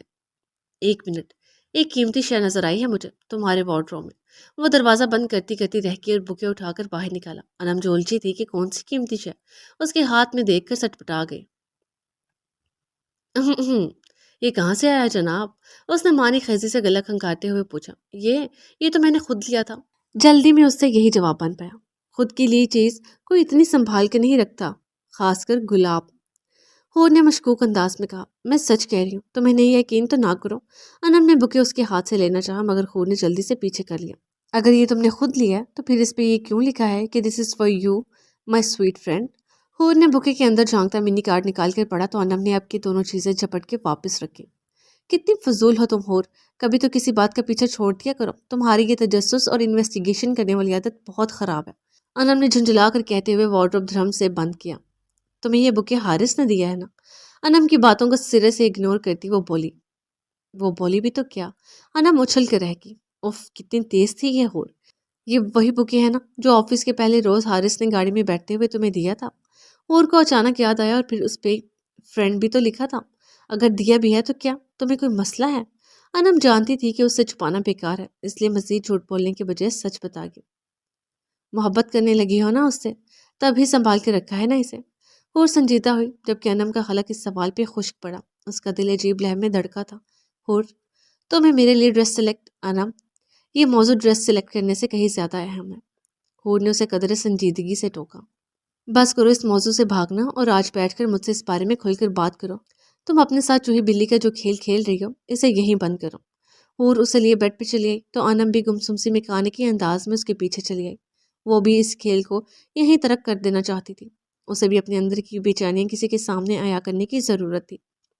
حارث کے ساتھ وہ ہر بات شیئر کر لیتی تھی مگر وہ حارث کی بات حارث کے ساتھ ہی شیئر نہیں کر سکتی تھی، اسی لیے اسے ہور بیسٹ آپشن لگی۔ اب مجھے بتاؤ کیا محسوس کرتی ہو حارث کے لیے؟ اسے بیڈ پہ اپنے روبرو بٹھاتے ہوئے ہور نے پوچھا۔ تمہیں کیا لگتا ہے؟ انم نے الٹا اس سے پوچھا۔ یہی کہ تمہیں اس سے محبت ہو گئی ہے، مگر تم میری چھوڑو، اپنی بتاؤ تمہیں کیا لگا ہے؟ ہور آج صرف اس کی سننا چاہتی تھی۔ مجھے بھی یہی لگتا ہے ہور کے، وہ ہاتھوں کی انگلیاں مسلتی رکی کہ ہور نے اس کی آنکھوں میں جھانکتے ہوئے پوچھا کہ مجھے واقعی ان سے محبت ہو گئی ہے۔ وہ نگاہیں نیچی کرتی بولی، خود کے سامنے تو اعتراف ہوا ہی تھا مگر آج کسی دوسرے کے سامنے بھی حارث سے محبت کا اعتراف کر لیا کیا؟ کیا تم وہی انم ہو جو بار بار میری اس بات کی تردید کرتی تھی کہ اسے حارث سے محبت نہیں ہے اور بس اس کا اچھا دوست ہے؟ ہور نے اسے اس کے الفاظ یاد دلائے جن میں وہ حارث سے محبت کا انکار کرتی تھی۔ میں خود کو سمجھ نہیں پا رہی تھی تو تمہیں کیا جواب دیتی، بلکہ ابھی بھی مجھے ایسا لگتا ہے ہور کہ کہیں میں اپنے اور حارث کے تعلق کو مس انڈرسٹینڈ تو نہیں کری، یعنی ہو سکتا ہے یہ صرف وقتی اٹریکشن ہو۔ وہ کافی کنفیوز دکھائی دے رہی تھی۔ کسی کو سوچ کے مسکراتے رہنا، کسی کو دیکھ کے کھل اٹھنا، کسی کی دی چیزوں کو اس طرح دل سے لگا کے سنبھال کے رکھنا، یہ محبت نہیں تو اور کیا ہے؟ یہ وقتی اٹریکشن نہیں ہے۔ تم کہہ سکتی ہو اسے وقتی اٹریکشن مگر میں نہیں، کیونکہ ہماری آنکھیں جس طرح کوئی دوسرا پڑھ سکتا ہے اس طرح ہم نہیں پڑھ سکتے، اور میں تمہاری آنکھیں پڑھ چکی ہوں جن میں حارث کے لیے صرف محبت کا جذبہ ہی نظر آتا ہے۔ ہور اپنی بات پہ بضد تھی کہ یہ محبت ہی ہے۔ یہی بات تم نے حارث کے متعلق بھی کہی تھی کہ تمہیں ان کی آنکھوں میں میرے لیے محبت نظر آتی ہے، جبکہ وہ تو پہلے ہی کسی اور کو چاہتے ہیں۔ یہ ایک الگ دکھ تھا کہ وہ پہلے ہی محبت کا مارا ہے، اور میرا جواب بھی یاد ہوگا تمہیں کہ کس نے کہا محبت صرف ایک بار ہی ہوتی ہے، محبت دوسری بار نہیں ہو سکتی۔ وہ نے اپنے الفاظ دہرائے، اس کے بیان آج بھی وہی تھے، مگر اس روز میں نے ان سے اس لڑکی کی بات کی تو ان کی آنکھوں میں تکلیف ابھری تھی، چہرے پہ درد رقم تھا، محرومی چھلک رہی تھی ان کی آنکھوں سے۔ وہ آج بھی اس سے محبت کرتے ہیں اور یہ کہتے ہوئے انم کی آنکھیں نم ہوئی تھی۔ ممکن ہے تم نے غلط پڑھا ہو ان کے چہرے اور آنکھوں کو، انہیں بس اسے کھونے کا غم ہو، مگر محبت کا جذبہ تم سے بھی جڑ چکا ہو۔ اور اسے تکلیف نہیں دینا چاہتی تھی، امید دلانا چاہتی تھی۔ کیا کوئی محبت کرنے والا اپنی محبت سے کہتا ہے کہ وہ اس سے فاصلہ برت لے، اس سے رابطہ مختصر کر لے؟ یہ بات کہتے ہوئے انم کے لہجے میں شکوہ تھا، مگر حارث کے لیے کہتا ہے مگر کوئی وجہ بھی تو ہوتی ہے، تو مجھے وجہ بھی تو بتاؤ۔ بنا پوری بات جانے اور کسی کی طرفداری نہیں کر سکتی تھی، اس کے پوچھنے پہ انم نے حارث کے الفاظ اس کے آگے دہرا دیے۔ حارث نے بالکل ٹھیک کہا ہے، دوسروں کے سہارے تلاش مت کرو، اپنا سہارا خود بنو۔ رابطہ مختصر کرنے کو کہا ہے، ختم کرنے کو نہیں۔ وہ چاہتا ہے تم اپنے آپ کو بھی وقت دو، کچھ باتیں خود سے بھی کرو، اپنے آپ کو بھی اپنا ہمراز بناؤ، اپنے غم خود سے بھی بانٹو، خود کو بھی تھوڑی ویلیو دو، اپنی ذات کو اپنی نظروں میں بھی اہم جانو، ہر بات کے لیے اسے نہیں بلکہ خود کو بھی یاد کرو۔ ہور نے حارث کی باتوں کا جو مطلب لیا وہ انم کے سامنے ظاہر کرتے ہوئے اسے سمجھایا۔ وہ میرا اتنا کیوں سوچتے ہیں اور اتنی فکر کیوں ہے انہیں میری؟ میں جو بات بھی کہتی ہوں فوراً مان جاتے ہیں، میں اداس ہوتی ہوں تو میری اداسی ختم کر کے ہی دم لیتے ہیں۔ کوئی اتنا اچھا کیسے ہو سکتا ہے جتنے اچھے وہ ہیں؟ اسے حارث کی سبھی فکریں اور اسے وقت دینا یاد آ رہا تھا، کیونکہ وہ تمہیں چاہتا ہے انم، اور کوئی بھی اتنا اچھا نہیں ہوتا۔ میرا مطلب ہے ہر کسی کے لیے، انسان کے لیے کچھ لوگ کچھ رشتے بہت خاص ہوتے ہیں، اسی لیے وہ ان کے ساتھ اچھائی کرتے ہیں۔ حارث باقیوں کے ساتھ کیسا ہے میں یا تم نہیں جانتے، مگر وہ تمہارے ساتھ کتنا اچھا ہے یہ معنی رکھتا ہے، اور وہ تمہارے ساتھ بہت اچھا ہے کیونکہ تم اس کے لیے بہت خاص ہو۔ کیوں خاص ہو یہ میں اب تمہیں بار بار نہیں بتاؤں گی۔ اور ایک بار پھر اسے تفصیل سے سمجھا کے خاموش ہو گئی تھی۔ میں ان سے محبت کرتی ہوں یا وہ بھی مجھے چاہتے ہیں، میں اس حقیقت کو مکمل طور پہ ایکسیپٹ نہیں کر پا رہی، یا میں کس رستے پہ جا رہی ہوں، کس راہ پہ ہور؟ وہ سر تھامتی بولی، کیوں قبول نہیں کر پا رہی ہے نا؟ وہ ڈپریسڈ ہو چکی تھی، مگر نہ قبول کرنے کی وجہ کیا ہے وہ جاننا چاہتی تھی۔ کیونکہ میں ایک بار پھر دل ٹوٹنے سے ڈرتی ہوں، کیا مجھے اپنے دل کو سمجھا لینا چاہیے، کیا مجھے رستہ بدل لینا چاہیے؟ وہ وجہ بتاتی بولی، ایک بار پھر کیا تمہارا پہلے بھی دل ٹوٹ چکا ہے؟ وہ تو بس اس کے پہلے لفظوں پہ ہی اٹک کے رہ گئی تھی۔ نہیں نہیں تو انم جو بے دہانی میں بول گئی تھی ہوش میں آتی صاف مکر گئی۔ کس نے توڑا ہے تمہارا دل؟ اور اس کے اس نہیں کو نہیں مانتی تھی۔ کہہ تو رہی ہوں اور کہ پلیز سچ بولو نا۔ وہ پھر سے انکار کرنے کو تھی جب ہور ٹوک گئی۔ انم نے ایک سرد آہ بھری اور اپنے پہلے دو رشتوں کا طے ہونے کے بعد ٹوٹ جانا اس کے گوشت گزار دیا۔ یہ بات تکلیف دہ ہے مگر وہ رکی، اسے چند پل غور سے دیکھا اور بولی، مگر تمہارے دل کے ٹوٹنے کی وجہ کچھ اور بھی ہے۔ یہ دو وجوہات چھوٹی نہیں ہیں، مگر شاید کوئی تیسری وجہ بھی ہے جو تم مجھے بتانا نہیں چاہتی۔ ایک تو یہ ہور کیا چیز تھی، سب سچ سچ اندازے لگا لیتی تھی۔ واقعی تیسری وجہ تھی اور وہ تھی آغا فارس۔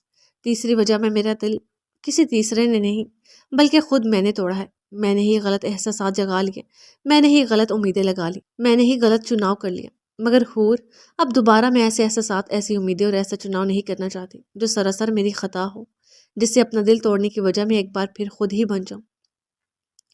انم خوف و خدشات لیے بولی۔ انم، ہور نے اس کے خدشات سمجھتے ہوئے اس کا ہاتھ اپنائیت سے تھام کر اسے پکارا، اگر تم ایسا ہی خدشات پالتی رہی تو تم زندگی میں کبھی کسی کے ہمراہ آگے نہیں بڑھ پاؤ گی، ایسے تو اکیلی رہ جاؤ گی۔ تم دل ٹوٹنے سے ڈرتی رہی تو دل کسی سے کبھی جوڑ ہی نہیں پاؤ گی، اور اب اگر دل پھر سے کسی کے ساتھ جڑ رہا ہے تو جوڑنے دو۔ ہور کے الفاظ دل کو جھنجھوڑ کر رکھ دینے والے تھے۔ وہ اکیلے نہیں رہنا چاہتی تھی، اسے کسی کے ساتھ کی ضرورت تھی، اور جب بھی اپنے لیے ایسا ساتھ سوچتی تو آنکھوں کے سامنے بے ساختہ خارث کا چہرہ ابھر آتا تھا۔ قسمت ہر بار ستم ظریفی نہیں کرتی، خود کو ایک اور موقع دو۔ میں نے حارث کی آنکھوں میں تمہارے لیے اپنائیت سے کہیں بڑھ کر جذبات دیکھے ہیں، اگر وہ پہل کرنے سے ڈر رہا ہے تو تم کر لو۔ ممکن ہے وہ تمہاری طرف سے انکار کا خوف لیے بیٹھا ہو، کیونکہ تم نے اپنے حالات، اپنا غمزدہ دل اس کے سامنے کھول رکھا ہے۔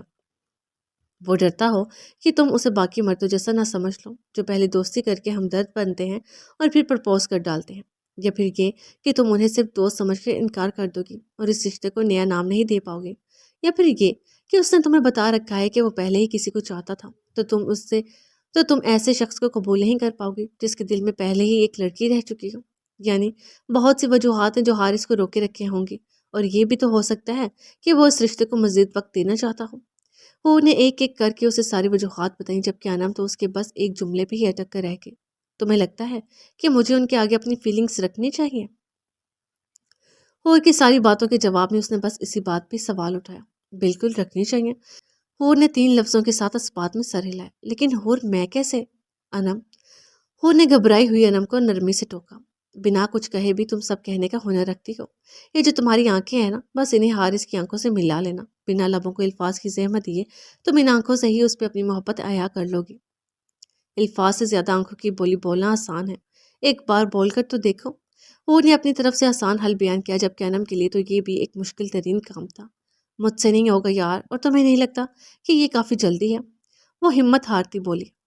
یہ سوچ سوچ کر تم کہیں دیر ہی نہ کر دو، یہ نہ ہو تمہارے مسٹر رائٹ کو کوئی اور لے اڑے۔ اور کی دوسری بات پہ انم کا دل لرز اٹھا۔ اللہ نہ کرے، اس نے دل ہی دل میں کہا، کیونکہ اگر زبان سے بولتی تو ہور بہت مذاق اڑاتی۔ اب کیا سوچنے لگ گئی؟ اسے سوچتا پا کر ہور نے پوچھا۔ یہی کہ کیا مجھے واقعی اپنی فیلنگز عیا کر دینی چاہیے، یا حارث کی فیلنگز کے عیا ہونے کا انتظار کرنا چاہیے؟ وہ ابھی بھی یہیں اٹکی ہوئی تھی۔ تم ایسا کرو، آج رات بیٹھ کر آرام سے اس بارے میں سوچو، پھر جو تمہارا دل کرتا ہے کرنا۔ اب کی بار ہور نے فیصلہ اسی پہ چھوڑ دیا۔ اب اٹھو، تمہاری ڈریس سلیکٹ کریں، تب تک تم میری چائے گرم کرنے کا آرڈر دے دو۔ تمہارے مسٹر رائٹ کے چکر میں چائے تو شربت ہی بن گئی۔ انا مسکراتی ہوئی اٹھی اور نوری کو آواز دے کر چائے گرم کرنے کا کہتی ڈریسنگ روم کی طرف بڑھ گئی۔ ہور سے آج بات کر کے اس کے دل کو کافی ہلکا پن محسوس ہوا تھا۔ پہلے تو یہ سوچے تھی کہ کیا اسے حارث سے محبت ہے یا پھر نہیں، مگر اب ایک نئی سوچ ساتھ جڑ گئی تھی کہ محبت ہے تو اس کا اظہار حارث سے کر ڈالے یا نہیں۔ چلو بہت ہو گئی موج مستی، اب آ جاؤ پڑھائی کی طرف۔ آقا فارس نے کل بھی ایسل کو چھٹی دی اور آج بھی وہ کب سے موج مستیوں میں لگی ہوئی تھی۔ کبھی سانگس لگا کر آنکھیں موندے پاؤں ہلاتے ہوئے انجوائے کر رہی تھی، تو کبھی اٹھ کر آئینے کے روبرو کھڑے ہو کے اپنا آپ سنوارنے لگ جاتی۔ کبھی انہیں تنگ کرنے کو ان کی گال پہ چٹکیاں بھرنے لگ جاتی۔ آگا بس تھوڑی دیر اور۔ وہ بالوں کی قطار سے دونوں شانوں پہ جھٹکتی، منہ کے مختلف زاویے بناتی آئینے کے سامنے کھڑی، ہاتھوں بازوں کو لہرا کر سونگ کے کسی بال پہ سٹیپ مار رہی تھی۔ ایزل، پورے 9 بج چکی ہیں، اس لیے بند کرو یہ فضول حرکتیں اور آ کر بکس کھولو۔ حکم جاری ہوا۔ لو جی، آ گئی یہ اب اپنے سڑیل روپ میں۔ وہ جی بھر کر بدمزہ ہوئی۔ آ جاؤ، آپ 1 منٹ بھی اوپر نہیں ہونا چاہیے۔ آگا فارس اس کی بک اٹھائے ٹیرس کی طرف جاتے اس پہ کڑی نظر ڈالتے ہوئے بولے تو وہ بیزار سے اسپیکر کے بٹن پہ ہاتھ مار کر اسے بند کرتی بولی، کیا مسئلہ ہے ان کے ساتھ، چین سے گانا تک نہیں سننے دیتے۔ پیر پٹکتی ہوئی وہ ٹیرس پہ چلے گئی۔ ایک بار کلاس سے فری ہو جاؤ، پھر ایک رومانٹک سا گانا بھی چلاؤں گا اور خود بھی چالو ہو جاؤں گا۔ ابھی جو تم کر رہی تھی یہ تو بیکار سی حرکتیں تھیں، میں اس سے زیادہ انجوائمنٹ کرواؤں گا تمہیں۔ وہ اس کی بات سن چکے تھے، تبھی اس کے قریب آنے پہ زمانی لہجے میں بولے، اپنی انجوائمنٹ اپنے پاس رکھیں، میرا سارا موڈ غارت کر کے رکھ دیا ہے، اور بات کریں انجوائمنٹ کی۔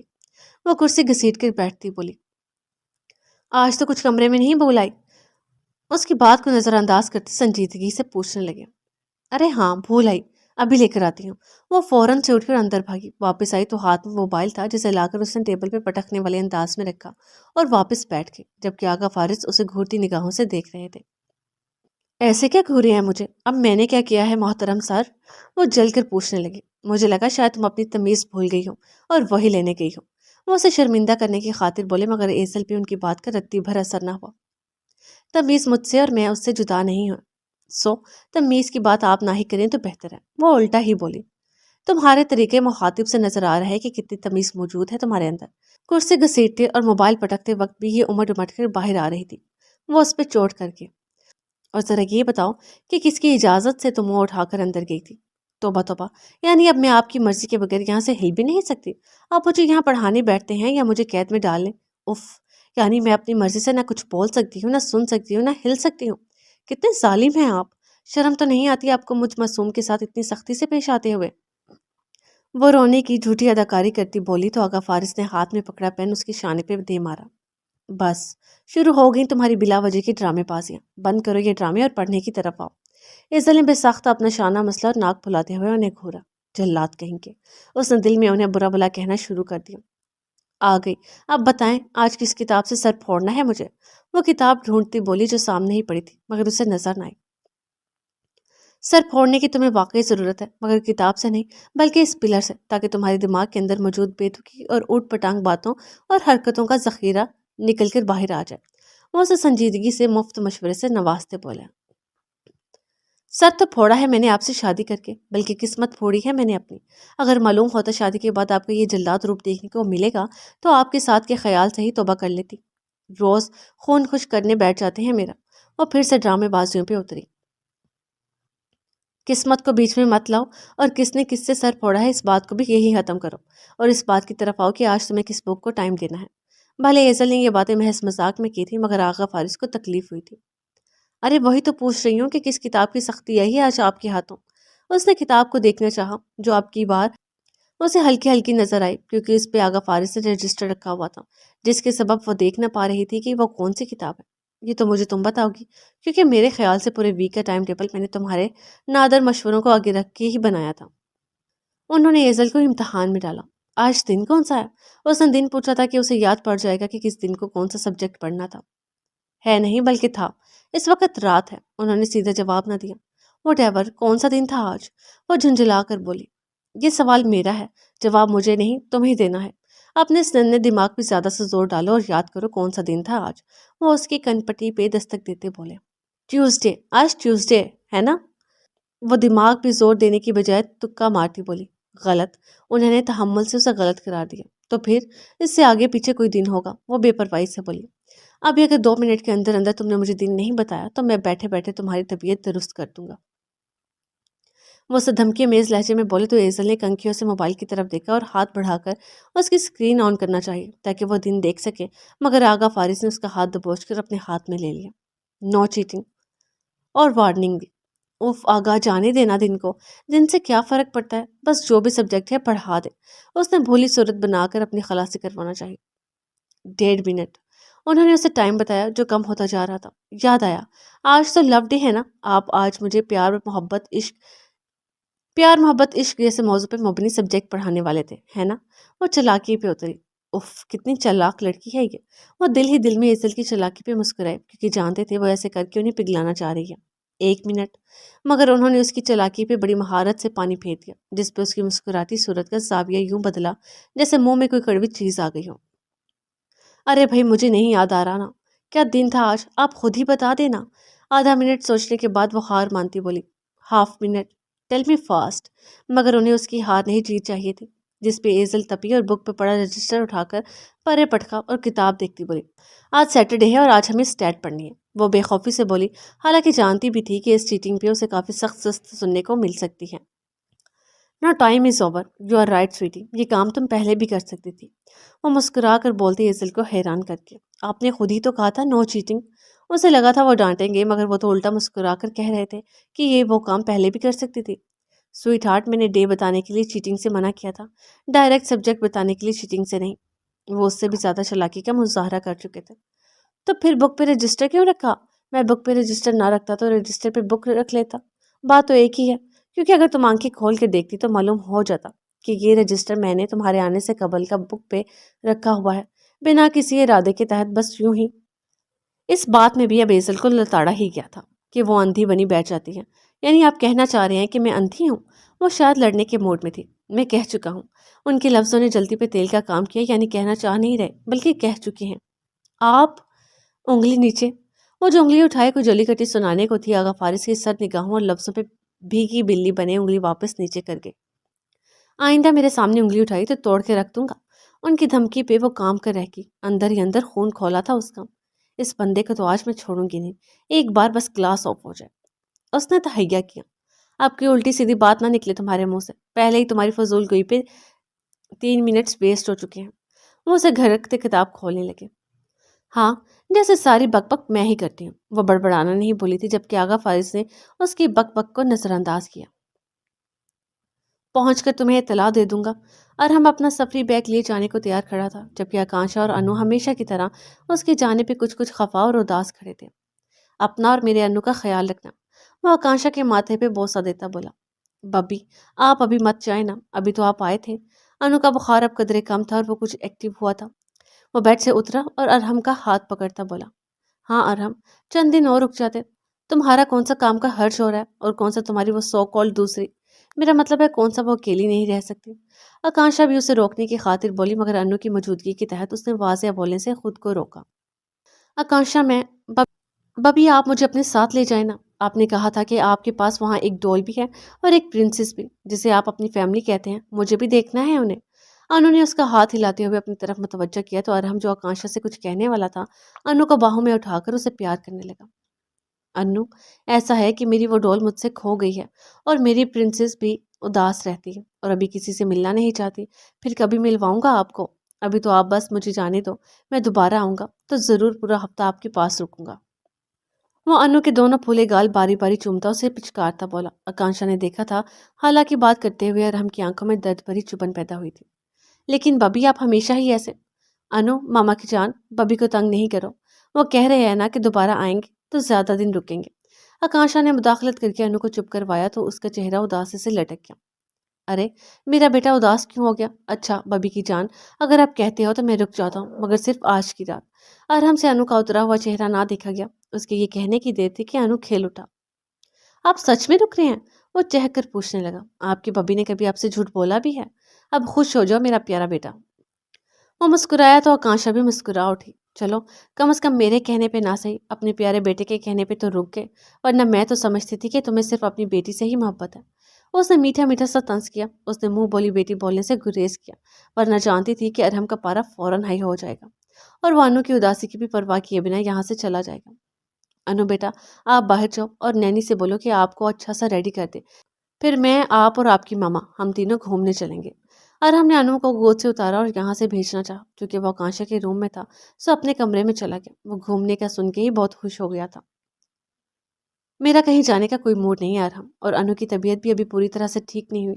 آکانشا نے اسے ٹوکنا چاہا مگر ارحم اس کی اس بات کو نظر انداز کرتا پہلی بات کے جواب کی طرف آیا۔ میرے لیے انو اور حالہ میں کوئی فرق نہیں ہے، یہ بات میں تمہیں 1000 بار بتا چکا ہوں۔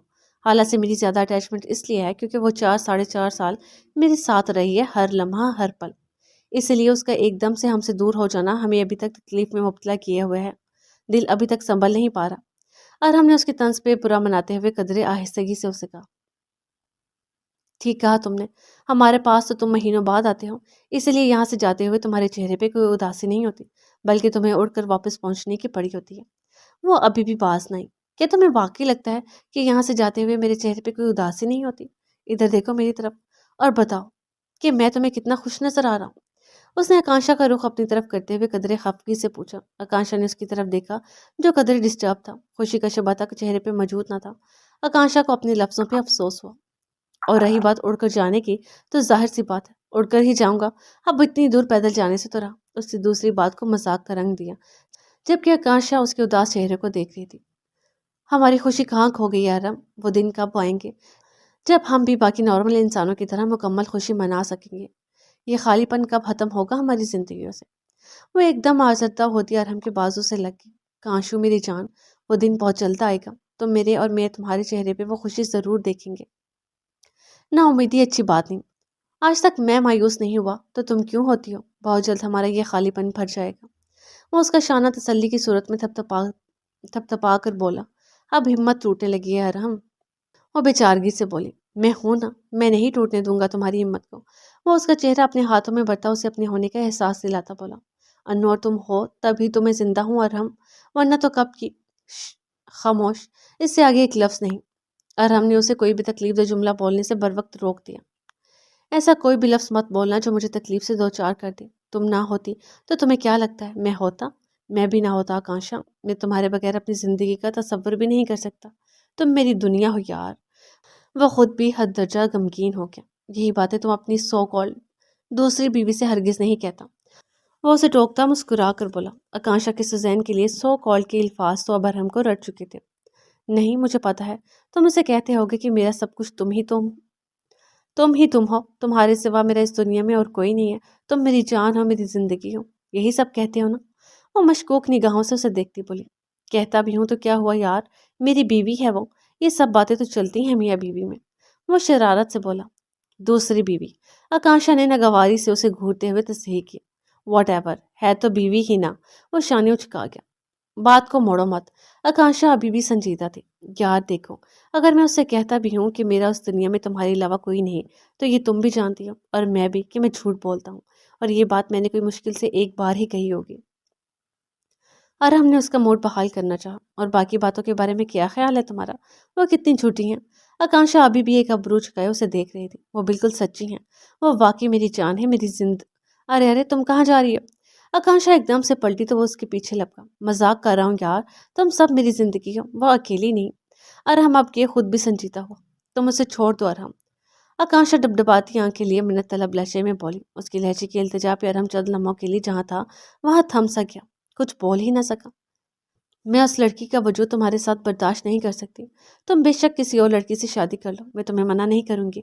मैं तुम्हें किसी और के साथ खुशी खुशी बर्दाश्त कर लूंगी, मगर अरहम ने हाथ उठाकर उसे मगर से आगे बोलने से रोक दिया। दोबारा ये बात मत करना।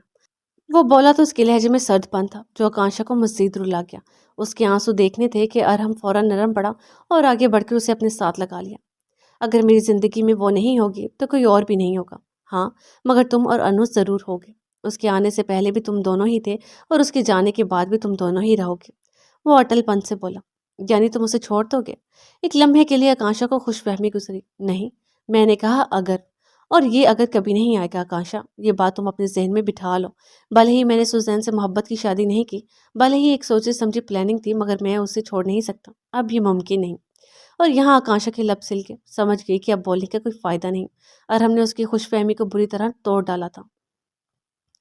अगर कभी मैं कहूँ कि तुम्हें आकांक्षा और नूर में से किसी एक का इंतखाब करना हो, तो तुम किसको चुनोगे अरहम? वो अरहम से अलग होती अजनबीपन से बोली। ये तुम कैसी बात, आकांक्षा या नूर? वो उसे सख्ती से टोक गई। कांशु, मेरी बात तो। मैंने पूछा आकांक्षा या नूर? उसने अब की बार जख्मीपन से अरहम को टोका और अपना सवाल दोहराया। तो अरहम चंद लम्हों के लिए तकलीफ से आंखें मीचे लब काटे खामोश खड़ा था। ये चुनाव उसके लिए जिंदगी का सबसे मुश्किल चुनाव था। बोलो अरहम, तुम किसको चुनोगे, अपनी सो कॉल्ड दूसरी बीवी को या कांशु? वो आंखें खोली उसी लम्हे बोला।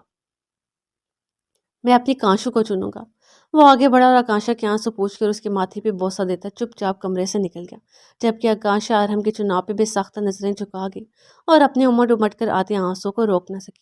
वो ये बता कर कि वो आकांक्षा को चुनेगा, उसे मजीद शर्मिंदा कर गया था कि वो उसे आकांक्षा की खुशी से कितनी गर्ज है और आकांक्षा को उसकी खुशी से सरोकार ही नहीं। अब की बात चाह कर भी वो अरहम से इल्तिजा ना कर पाई कि अगर ऐसा है तो फिर कर लो मेरा चुनाव और छोड़ दो नूर को। मगर अरहम के चुनाव ने उसे अंदर ही अंदर शर्मिंदा कर दिया था।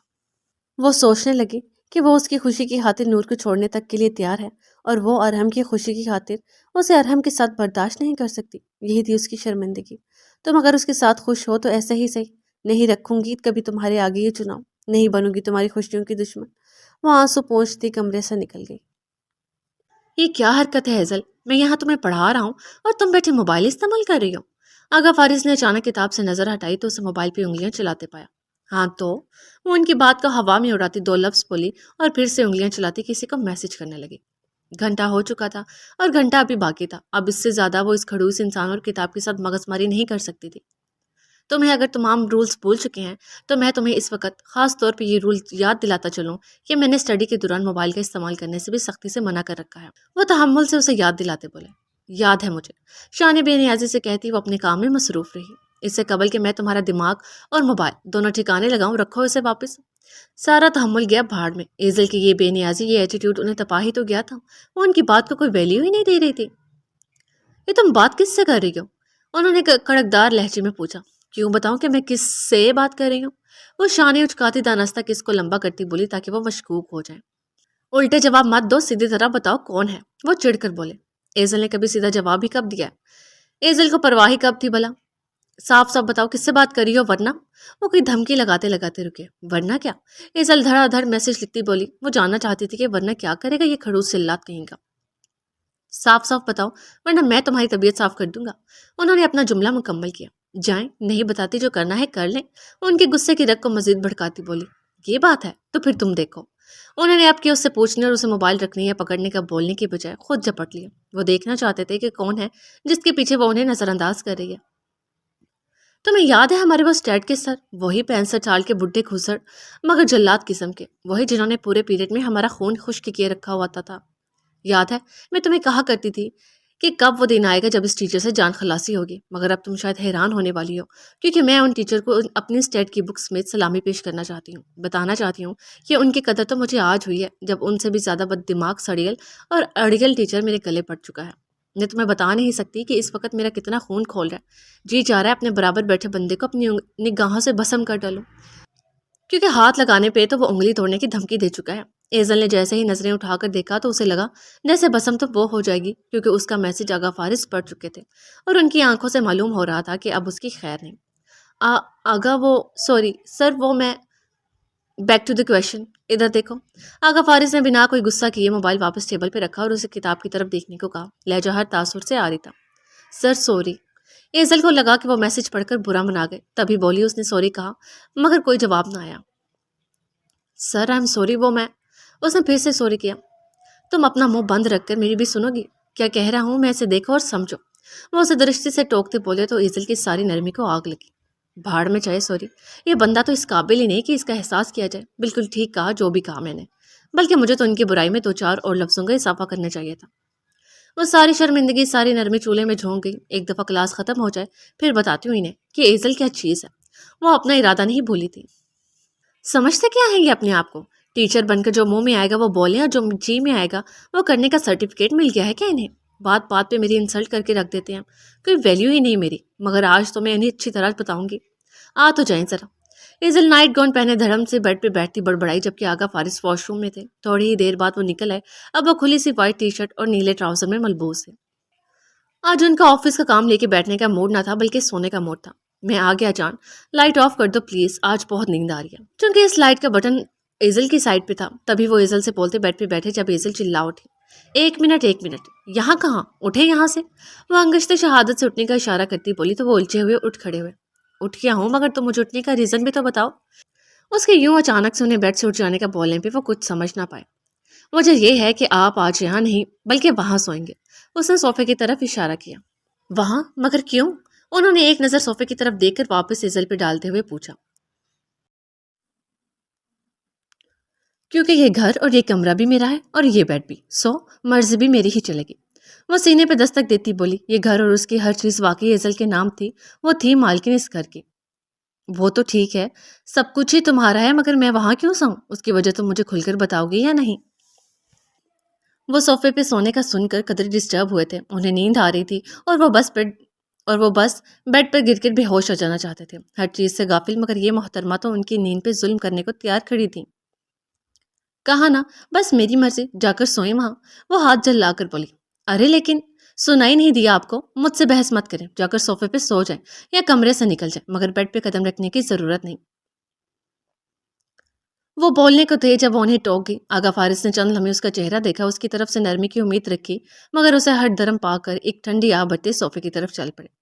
سمجھ رہا ہوں ایزل میڈم کہ ان باتوں کا غصہ نکال رہی ہو تم۔ وہ پلٹ کر بولے، مگر ایزل کوئی جواب دیے بنا نہ خود سے رخ پھیر گئی۔ ابھی وہ صوفے پہ لیٹے ہی تھے کہ کوئی چیز اڑتی ہوئی آئی اور سیدھا ان کے منہ پہ آ کے لگی۔ وہ ایک دم ہڑبڑا کر اٹھ بیٹھے۔ یہ کیا بدتمیزی ہے ایزل؟ وہ ایک دم غصے سے چلائے کیونکہ ایزل نے ان کا سرہانہ اٹھا کر صوفے کی طرف اچھالا تھا۔ سوری، نشانہ خطا ہو گیا، بس اچھا ہی ہوا۔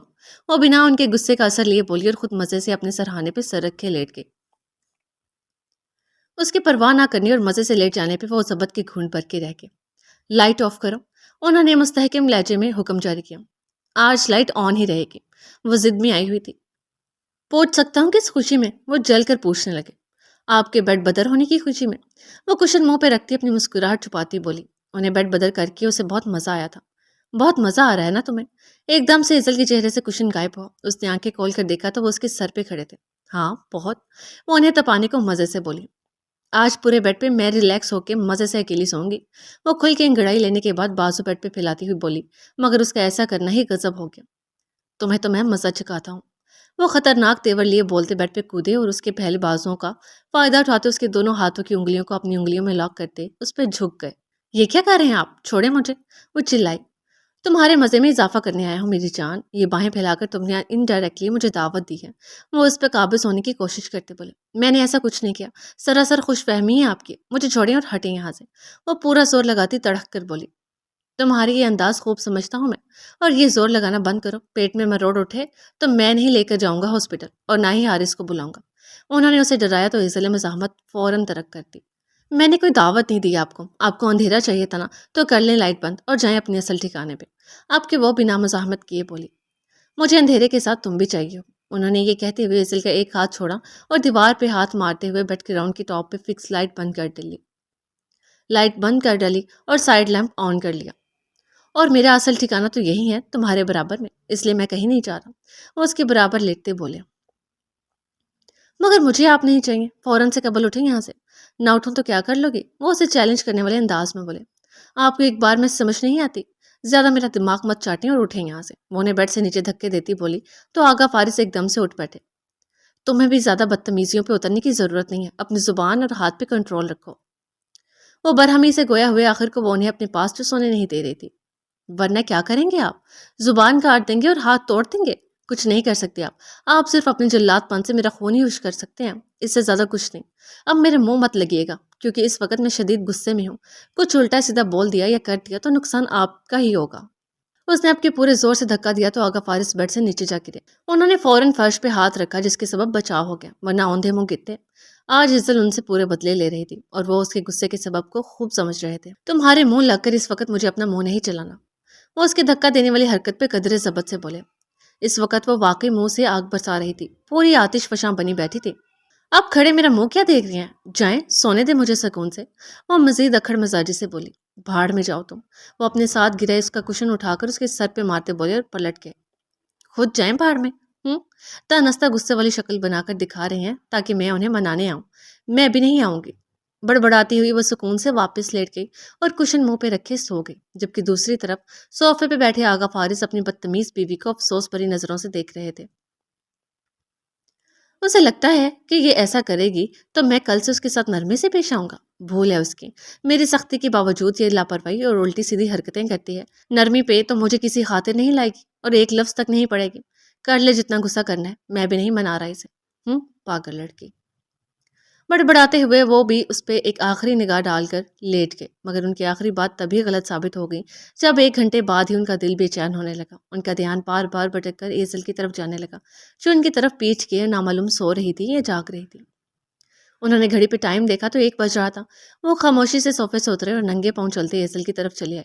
ایک ٹانگ بیڈ پہ ٹکائی جبکہ دوسری بیڈ سے نیچے لٹکائے آگے کو ہو کر اس کے چہرے سے کشن ہٹا کر دیکھا تو وہ آنکھیں مودے ہوئے تھی، شاید سو رہی تھی۔ اس کی آنکھیں بند ہونے اور کب سے ایک ہی طرف کروٹ لیے رکھنے سے انہوں نے تو یوں ہی اندازہ لگایا کہ وہ سو رہی ہے۔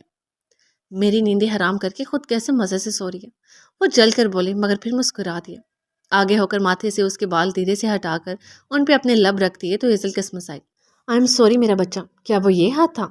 انہوں نے معافی مانگتے ہوئے اس کا وہ ہاتھ اٹھایا جس کی انگلی کو توڑنے کی انہوں نے دھمکی دی تھی، اور پھر اس ہاتھ کی انگشت شہادت کو تھام کر اپنے لبوں سے لگا کر چومنے لگے اور پھر لبوں کے بیچ دبا کر دھیرے دھیرے اسے پورا بھگو گئے۔ ایزل کے ماتھے پہ پسینے کے ننھے قطرے جگمگانے لگے جو اس بات کا گماس تھے کہ وہ جاگ رہی ہے، مگر آغا فارس اس سے انجان بس اس کی انگشت شہادت پہ پیار لوٹانے میں مصروف تھے۔ جو شخص اس کے صرف ایک انگشت شہادت سے اس قدر پیار کرتا تھا، اسے اس کے مکمل وجود سے کس قدر پیار ہو سکتا تھا؟ مائی اینگری سلیپنگ بیوٹی۔ وہ انگلی چھوڑے اب مسکراتے ہوئے اس کے لبوں پہ جھکے، مگر ابھی انہوں نے چھوا ہی تھا کہ ایزل ایک دم سے اٹھ بیٹھی۔ یہ کیا کر رہے تھے آپ؟ اور اٹھتے ہی اپنے سابقہ موڈ میں گویا ہوئی۔ اپنی بیگم سے پیار کر رہا تھا، وہ بنا گھبرائے سکون سے جواب کو ہوئے۔ خبردار، جو آپ میرے پاس بھی آئے تو بھاڑ میں جھونک کر گئے تھے نا اپنی اس بیگم کو، تو پھر اب منہ اٹھائے واپس کیا لینے آئے ہیں؟ وہ سرک کر پیچھے ہوئی۔ بہت کچھ لینے آیا ہوں، تم ایک بار قریب تو آؤ، تفصیل سے بتاتا ہوں، وہ زومانی لہجے میں بولے۔ اپنی یہ چیپ باتیں اپنے پاس ہی رکھیں اور اٹھے یہاں سے۔ اس نے پھر سے آغا فارس کو دھکا دینا چاہا، مگر اب کی بار وہ اپنی جگہ سے ٹس سے مس نہ ہوئے۔ میں تمہارے ہاتھ توڑ دوں گا اگر دوبارہ مجھے دھکا دیا تو، وہ اسے دھمکی لگاتے بولے۔ اچھا، کچھ وقت قبل تو اپنی اسی دھمکی پہ شرمندہ ہوتے ہوئے کیسے میرے ہاتھ کو چوم رہے تھے؟ وہ برجستگی سے بولی تو آغا فارس کے لبوں پہ بے ساختہ مسکراہٹ بکھر گئی۔ تو تم جاگ رہی تھی؟ وہ شرارت سے بولے تو ایزل ہڑبڑا گئی، مگر اب کیا فائدہ، اب تو بول دیا جو نہیں بولنا چاہیے تھا۔ میں جاگ رہی تھی یا سو رہی تھی، اس سے آپ کو کیا؟ آپ اپنے کام سے کام رکھیں۔ کوئی جواب نہ پا کر وہ بولی۔ وہی تو رکھ رہا ہوں۔ وہ اس کے بازو پہ اپنی 2 انگلیوں کی چال چلتے بولے۔ مجھ سے زیادہ فری ہونے کی ضرورت نہیں، جتنا چچور پن دکھانا تھا آپ نے مجھے سوتا سمجھ کر دکھا دیا۔ اب سیدھی طرح شرافت پہ اترے، ورنہ میں آپ کے چچور پن کا کباڑا کر کے رکھ دوں گی۔ وہ ان کا ہاتھ اپنے بازو سے جھٹکتی کچھ ہلکی سے بولی۔ تھوڑی سی رعایت نہیں ہو سکتی؟ انہوں نے انگشت شہادت اور انگوٹھی کی پوروں کے بیچ بالکل تھوڑا سا فاصلہ رکھتے تھوڑی رعایت مانگی۔ بالکل بھی نہیں، مایوس کن جواب آیا۔ فوری مایوس کن جواب آیا۔ بس کر دو غصہ، مان جاؤ نا، وہ سلجھ جو انداز میں بولے۔ مانتی ہے میری چوتی، خود جو دل میں آتا ہے بولتے چلے جاتے ہیں، اپنی دفعہ ساری نرمی کو آگ لگا دیتے ہیں، کسی دن میری سانسوں پہ بھی پابندی لگا دیں گے۔ کہ سانس لینے کی آواز بھی نہ آئے؟ خود اتنی سختی کرتے ہیں اور مجھ سے نرمی کی امید رکھتے ہیں۔ نہیں دے رہی میں کوئی رعایت، ویسے بھی اس وقت میں آپ کی اسٹوڈنٹ نہیں ہوں جو آپ کے روب میں آ جاؤں۔ وہ رخ پھیرے بدلحاظی سے بولی اور انتظار کرنے لگی کہ اب وہ سوری کریں گے اور کہیں گے کہ دوبارہ سختی نہیں کروں گا۔ تم مان جاؤ پلیز۔ تو تم نہیں مانو گی؟ انہوں نے ایک آخری بار پوچھا۔ قطعی نہیں، وہ توڑ ٹوک لہجے میں بولی۔ امید تھی اب پکا وہ ہار مان جائیں گے۔ ایزل نے پہلے سے ہی اپنی فتح کا سوچ کر گردنیں کڑا لی۔ اوکے فائن، مت مانو، بھاڑ میں جاؤ۔ وہ ایک بار پھر اس کا کشن اٹھا کر اس کے سر پہ ماتھے سے بھاڑ میں جونکے، جبکہ وہ جو ان کے سوری کی امید لگائے بیٹھی تھی ہکا بکا منہ کھولے انہیں جاتا دیکھنے لگی۔ اکڑی ہوئی گردن اگلے ہی لمحے ڈھلک گئی تھی۔ یہ کیا تھا؟ اپنی امید بلکہ یقین ٹوٹنے پہ وہ حیرت سے بڑبڑائی، مگر ساتھ ہی ہڑبڑائی بھی تھی کیونکہ آغا فارس چلائے تھے، اپنا منہ اور لائٹ دونوں بند کرو، مجھے نیند آ رہی ہے۔ اسے سرد لہجے میں حکم جاری کیا گیا تو وہ غصے اور رونے والی صورت بناتے ہوئے سائیڈ لیمپ آف کرتی تب سے بیڈ پہ گر گئی۔ اللہ پوچھے نے دل ہی توڑ دیا میرا۔ آج مجھے پتہ لگ گیا کہ یہ شخص مجھ سے بالکل پیار نہیں کرتا۔ وہ رونے والے انداز میں بولی۔ اپنی بک بک بند کرو، سنائی نہیں دیا کیا مجھے نیند آ رہی ہے؟ اس کی بنبناہٹ پہ وہ اندھیرے میں بھی اسے غصے سے گھورتے بولے۔ ہاں تو چپ کر کے سوئیں، میرا سر کیوں کھا رہے ہیں؟ وہ بھی رہ نہ سکی اور بھڑاس نکالنے کو بولی تو وہ بس چل کے رہ گئے۔ تھوڑی دیر پہلے کیسے بول رہے تھے کہ میری نیندیں حرام ہو چکی ہیں اور اب اچانک سے نیند مہربان ہو گئی، جھوٹے کہیں گے۔ وہ پھر سے بولی۔ اب اگر تمہاری آواز آئی تو میں یا تو خود کمرے سے چلا جاؤں گا یا تمہیں اٹھا کر باہر پٹک دوں گا۔ وہ دھمکیاں میز لہجے میں بولے تو ایزل برداشت کی گھونٹ بھر کے رہ گئی۔ خود کو اٹھا کر پٹکیں باہر اگر اتنی ہی تکلیف ہو رہی ہے میرے بولنے کی۔ اس بار وہ ڈر کر صرف دل ہی دل میں بولی تھی۔ ارحم آج نہیں آیا تھا اور سوزین اس کا انتظار کرتی کرتی اب بیڈ پہ لیٹ چکی تھی۔ وہ 1-2 دن کے لیے گیا تھا اور آج اسے 1 دن اور دوسری رات تھی۔ سوزین کا اس کے بغیر دل نہیں لگ پا رہا تھا۔ اس کا جی چاہا وہ ارحم سے بات کرے۔ اس نے ٹائم دیکھا تو 1 بج رہے تھے۔ یہاں تو سونے کا وقت تھا مگر اسپین میں اس وقت 10 بج رہے تھے اور ارحم اتنی جلدی کہاں سوتا تھا؟ یہی سوچتے ہوئے اس نے ارحم کو کال ملائی، مگر کتنی ہی بیلز جانے کے بعد بھی اس کی کال ریسیو نہ کی۔ کال تو پک کرو ارحم۔ سوزین کی اداسی اور بے چینی مزید بڑھ گئی۔ کہاں بزی ہو تم ارحم؟ وہ آزردگی سے بولتی موبائل پرے ڈال کے۔ 2 بج رہے تھے اور نیند اس کی آنکھوں سے دور تھی۔ وہ اٹھی اور حالہ کے کمرے میں چلی۔ اب وہ اس کمرے میں بہت کم آتی تھی۔ دل کو سنبھالنے کی کوشش جاری تھی۔ کمرہ بالکل ویسا ہی تھا جیسا حالہ چھوڑ کے گئی تھی۔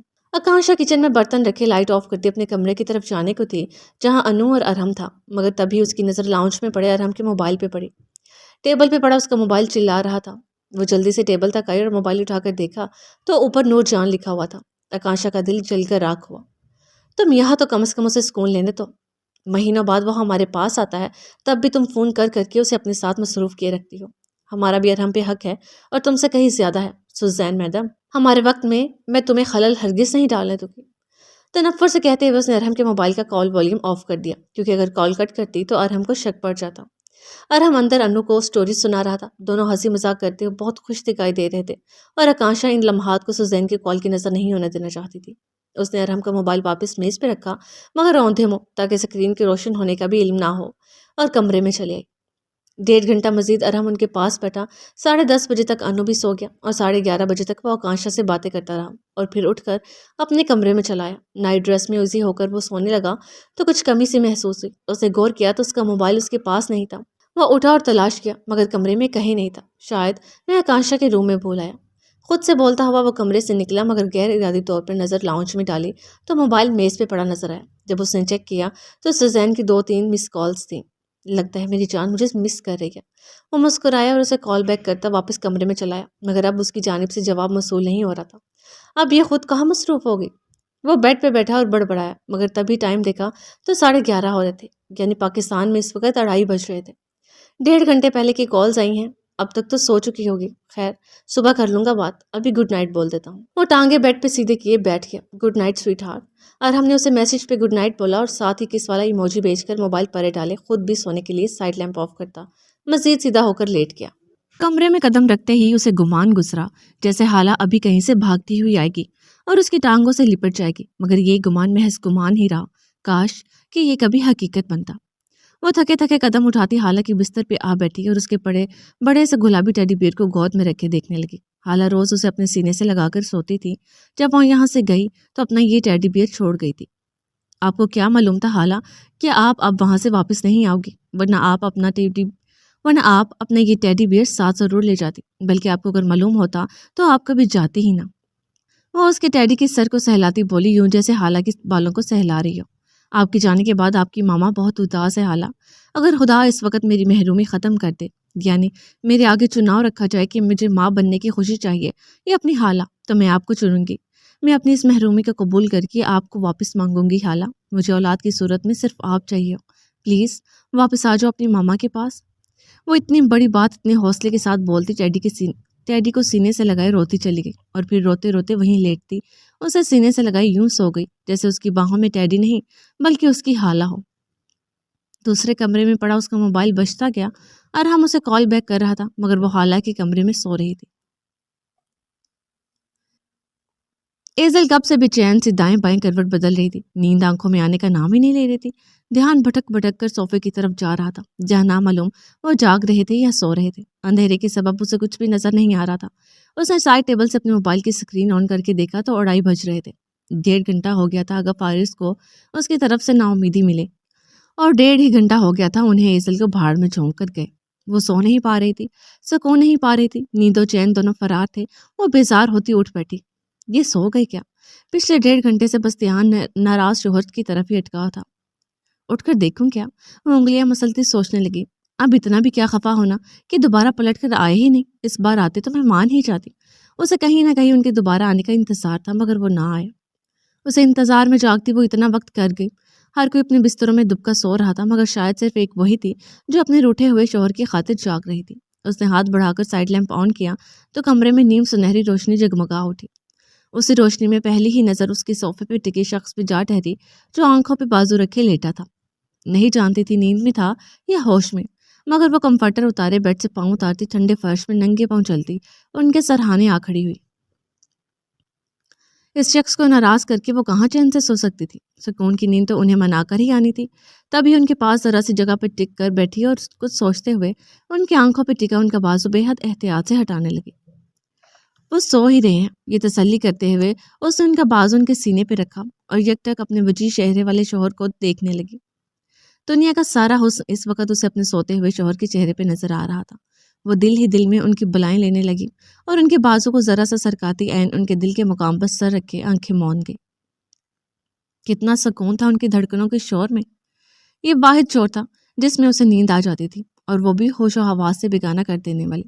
ابھی بھی وہ نیند میں جا رہی تھی، مگر ایک دم سے سر اٹھا گئی۔ وہ سونے تھوڑی نہ آئی تھی، وہ تو انہیں منانے آئی تھی، مگر کیا کرتی؟ اب انہیں اٹھا کر ان کی نیند خراب کر کے بھی انہیں نہیں منا سکتی تھی۔ تبھی مایوس ہوتی اٹھنے لگی، مگر اس کی نظریں اس وقت جہاں ٹھہری تھیں اس نقش نے اسے اٹھنے نہ دیا۔ آگا فارس نیند میں اپنے خشک پڑتے لبوں پہ زبان پھیرتے ذرا سا اس کی طرف کھسکے تھے، گویا کروٹ بدلنے کی کوشش کی ہو، مگر ایزل کے سبب بدل نہ پایا ہو۔ صوفہ کافی کھلا تھا، آرام سے 2 بندوں کے سونے کی جگہ موجود تھی، مگر وہ اکیلے ہونے کے باوجود بھی کنارے پہ ٹکے ہوئے تھے، اور ایزل اس سے بھی کم جگہ پہ۔ وہ اس وقت کچھ نہیں دیکھ رہی تھی سوائے ان کے لبوں کے، اس کے اپنے حلق میں کانٹے سے چبھنے لگے تھے۔ اس نے انہیں نظر انداز کر کے اٹھنا چاہا، مگر اٹھ نہ پائی۔ وہ ہونٹ بار بار اسے اپنی جانب کھینچ رہے تھے۔ ایزل نے اپنے لب کاٹتے ہوئے انہیں دیکھا اور پھر ناخن چبانے لگی۔ وہ ایسی بے باکی اتنی آرام سے نہیں کر سکتی تھی۔ وہ آغا فارس کی طرح تھوڑی نہ تھی کہ جب جہاں جی چاہا شروع ہو گئے۔ وہ تو انہیں سوتا دیکھ کر بھی ہمت نہیں کر پا رہی تھی، مگر دل کے بار بار اکسانے پہ آخر وہ اپنی طلب مٹانے کو ان پہ جھک گئی۔ اف، ایک کس ہی تو کرنی ہے، تو کیا ہوا، میری شوہر ہی ہیں، کوئی غیر تو نہیں؟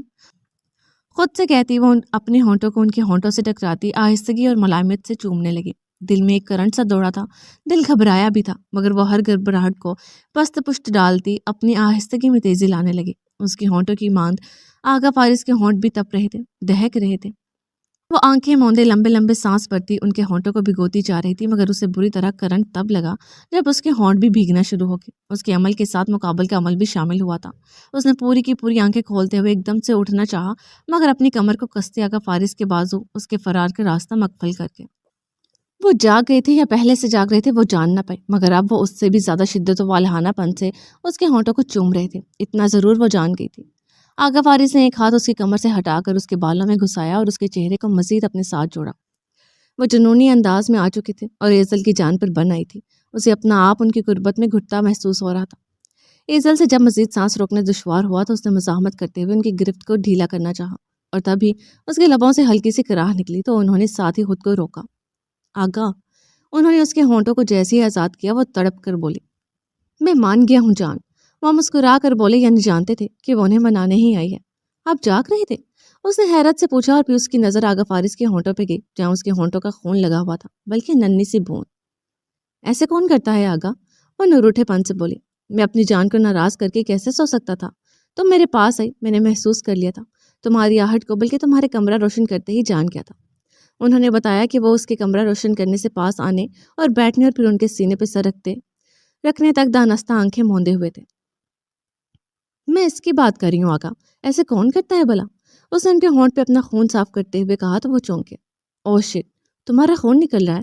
انہوں نے ایزل کے خون صاف کرنے پہ چونکتے ہوئے اب کی اس کے ہونٹوں پہ نظر ڈالی اور جلدی سے اٹھنا چاہا، مگر ایزل نے دونوں ہاتھ ان کے سینے پہ رکھتے ہوئے انہیں واپس لٹا دیا۔ مگر مجھے درد نہیں ہوا، آپ ہوش میں رہنے ہی کب دیتے ہیں جو کوئی تکلیف محسوس ہو؟ وہ مسکراتی ہوئی بولی، ہوش تو آج تم میرے اڑانے آئی تھی۔ وہ اس کے نچلے ہونٹ پہ خون کی نمی کو اپنے انگوٹھے کی پور میں جذب کرتے بولے تو ایزل نے ان کے انگوٹھے کو بھی اپنے لبوں سے لگا کر اسے بھی دھیرے سے چوم ڈالا۔ میں تو نیند اڑانے آئی تھی، مگر مجھے کیا معلوم تھا کہ نیند میں تو آپ ہیں ہی نہیں۔ وہ منہ پھلاتی بولی، وہ اس لیے کیونکہ نیند تو تم میری پچھلے 3 گھنٹے سے ہی اڑا چکی ہو۔ وہ اسے انگوٹھے سے اس کے لبوں کو مسلتے بولے، ہاں تو آپ اسی لائق ہیں۔ وہ فوراً بولی، اتنا ہی غصہ تھا تو پھر رہنے دیتی مجھے ایسے ہی، کیوں آئی مجھے منانے؟ وہ اس کی بات میں مسکراتے ہوئے بولے، کس نے کہا کہ میں آپ کو منانے آئی تھی؟ زیادہ خوش فہم ہونے کی ضرورت نہیں۔ وہ صاف مکری، تو پھر کس لیے آئی تھی؟ انہوں نے اپنی مسکراہٹ دباتے ہوئے دلچسپی سے پوچھا۔ میں تو وہ یہاں سے بس گزر رہی تھی تو میرا پاؤں پھسل گیا اور وہ اٹکی، پھر تم مجھ پہ گر گئی اور تمہارے ہونٹ خود ہی میرے ہونٹوں سے ٹکرا گئے، رائٹ؟ آغا فارس نے بمشکل اپنی مسکراہٹ روکتے ہوئے اس کا جملہ مکمل کیا تو وہ انہیں گھور کے رہ گئی۔ آگے بھی جو کچھ ہوا وہ خود سے ہی ہوا، میری بیگم کا اس میں کوئی عمل دخل نہیں، کوئی ہاتھ نہیں ہے نا؟ وہ اب باقاعدہ اسے تنگ کر رہے تھے۔ ہاں مطلب ایسا ہی ہوا ہے۔ کوئی ڈھنگ کا بہانہ نہ پا کر وہ ان کی ہاں میں ہاں ملا گئی۔ اور وہ جو تم کہہ رہی تھی کہ اف ایک کس سے تو کرنی ہے، تو کیا ہوا میرے شوہر ہی ہیں، کوئی غیر تو نہیں؟ اس بارے میں تمہارا کیا خیال ہے؟ وہ بھی تمہارے لبوں سے خود بخود ہی پھسل گیا؟ وہ شوخی بھری نگاہوں سے اسے دیکھتے بولے تو ایزل نے فوراً اٹھنا چاہا۔ میں نے ایسا کچھ نہیں کہا۔ وہ ذرا سا اٹھی ہی تھی کہ انہوں نے اسے واپس کھینچ کر خود پہ گرا لیا، مگر آہستگی سے۔ مگر میں نے ایسا بالکل سنا ہے، نہ ایک لفظ، نہ زیادہ، نہ ایک لفظ کم، نہ ہی کوئی لفظ مختلف۔ تم نے ایگزیکٹ یہی کہا تھا۔ وہ اسے اقرار کروائے بغیر بخشنے نہیں والے تھے۔ اف کیا ہے، پھسل گئی ہوگی میرے لبوں سے یہ بات۔ اس نے ابھی بھی سارا ملبہ انجانے پن پہ ڈال دیا۔ آج تمہارے لب کچھ زیادہ ہی نہیں پھسل رہے، کبھی لفظوں پہ تو کبھی مجھ پہ۔ وہ گلا کھنگارتے معنی خیزی سے بولے، میں آپ کے پاس سے فضول باتیں سننے نہیں آئی تھی۔ وہ چڑھ کر بولی، مگر ابھی تو تم نے کہا کہ تم یہاں سے گزر رہی تھی اور اب تم کہہ رہی ہو کہ تم میرے پاس آئی تھی۔ یہ ہر 2 منٹ بعد تمہارا بیان کیوں تبدیل ہو رہا ہے؟ وہ اسے اسی کے لفظوں میں پھنسا رہے تھے۔ اوف کیا ہے آگا، اب بس بھی کرتے۔ وہ جھنجھلائی ہوئی تھی۔ تم بھی اب بس کر دو اور مان لو کہ تم مجھے منانے ہی آئی تھی۔ وہ گلوا کر ہی دم لینے والے تھے۔ اچھا ٹھیک ہے، مان لیا کہ آپ کو منانے ہی آئی تھی، لیکن اب اگر آپ نے مجھے تنگ کیا تو میں الٹا ناراض ہو کے چلی جاؤں گی۔ اس نے دھمکی لگائی کہ اب اسے چھیڑنا بند نہ کیا تو وہ روٹ جائے گی۔ تم ناراض تو ہو ذرا، میں تمہیں تمہارے طریقے سے بھی زیادہ اچھا طریقہ اپنا کر منا لوں گا۔ وہ ایک آنکھ بھی باقی سے دباتے بولے تو ایزل کو اپنے منانے کے طریقے پہ اب کی شرم آ گئی۔ ایزل کو منانا اتنا آسان نہیں ہے مسٹر۔ وہ شرم ایک سائڈ پہ رکھتی جتلا کر بولی، ایزل کو منانا واقعی اتنا آسان نہیں ہے۔ انہوں نے بھی اس کی بات سے اتفاق کیا، کیونکہ ایزل کی ناراضگی وہ تب سے دیکھتے آ رہے تھے جب سے اس نے اظہار محبت اور انہوں نے انکار کیا تھا۔ تب سے وہ بہت ضدی، بہت ہی ڈھیٹ ہو چکی تھی۔ اس سے پہلے ایزل کو منانا ان کے لیے منٹوں کا کام ہوتا تھا، مگر اس کے بعد سے ایزل نے اپنی ناراضگی کو سخت بنا لیا تھا۔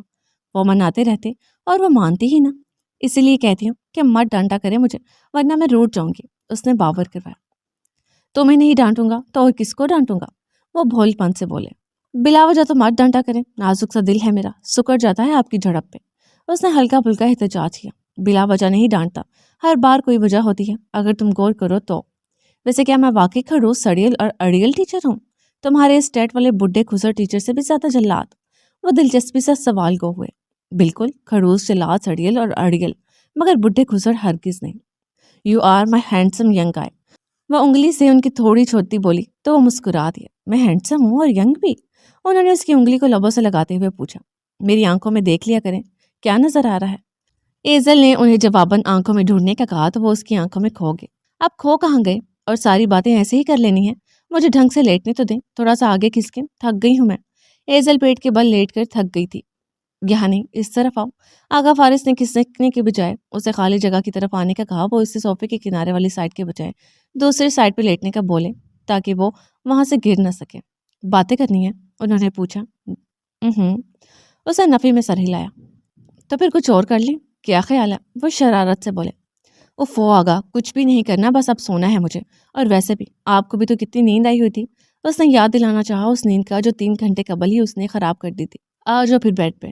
وہ سونا چاہتی تھی، یہ سن کر وہ اٹھنے کو ہوئے مگر ایزل نے ان کے سینے کی طرف بازو حائل کر کے انہیں اٹھنے سے روک دیا۔ آج یہیں سونا ہے۔ وہ آنکھیں بند کرتی بولی۔ آر یو شور؟ میرا مطلب ہے کہ ایڈجسٹ کر لو، کہ کوئی دقت تو نہیں ہے نا؟ گو کہ یہ ڈبل پلیس صوفہ تھا، 2 لوگ آرام دہ ہو کر سو سکتے تھے، مگر ایزل کو چونکہ بیڈ پہ بھی گھوم گھوم کر سونے کی عادت تھی، تبھی انہوں نے پوچھا۔ میں سو رہی ہوں آغا، مجھے ڈسٹرب مت کریں۔ جواب ان لفظوں کی صورت میں آیا تو وہ سر جھٹک کر مسکرا دیا۔ سونے کی سوا آج کل اور کام ہی کیا ہے تمہیں؟ وہ اس کی جانب کروٹ لیتے اس کی کمر میں بازو حائل کیے بڑبڑائے۔ Don't talk please. ان کے سینے میں منہ دبکاتی وہ بولی۔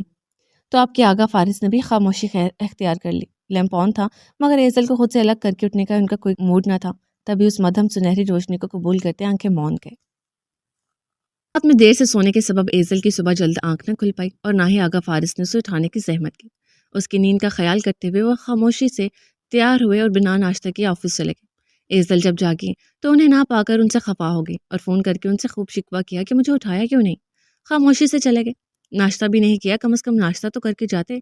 جبکہ آغا فارس اس کے سبھی شکووں پہ ہنستے چلے گئے اور پھر اسے منانے میں پورا آدھا گھنٹہ صرف کیا۔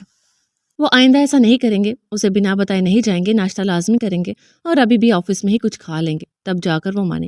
وہ اسے منا کر فارغ ہوئے، ابھی آنکھیں موندے ریوالونگ سے ٹیک لگائے پرسکون ہونے کو تھے جب ٹیبل پہ پڑا فون بج اٹھا۔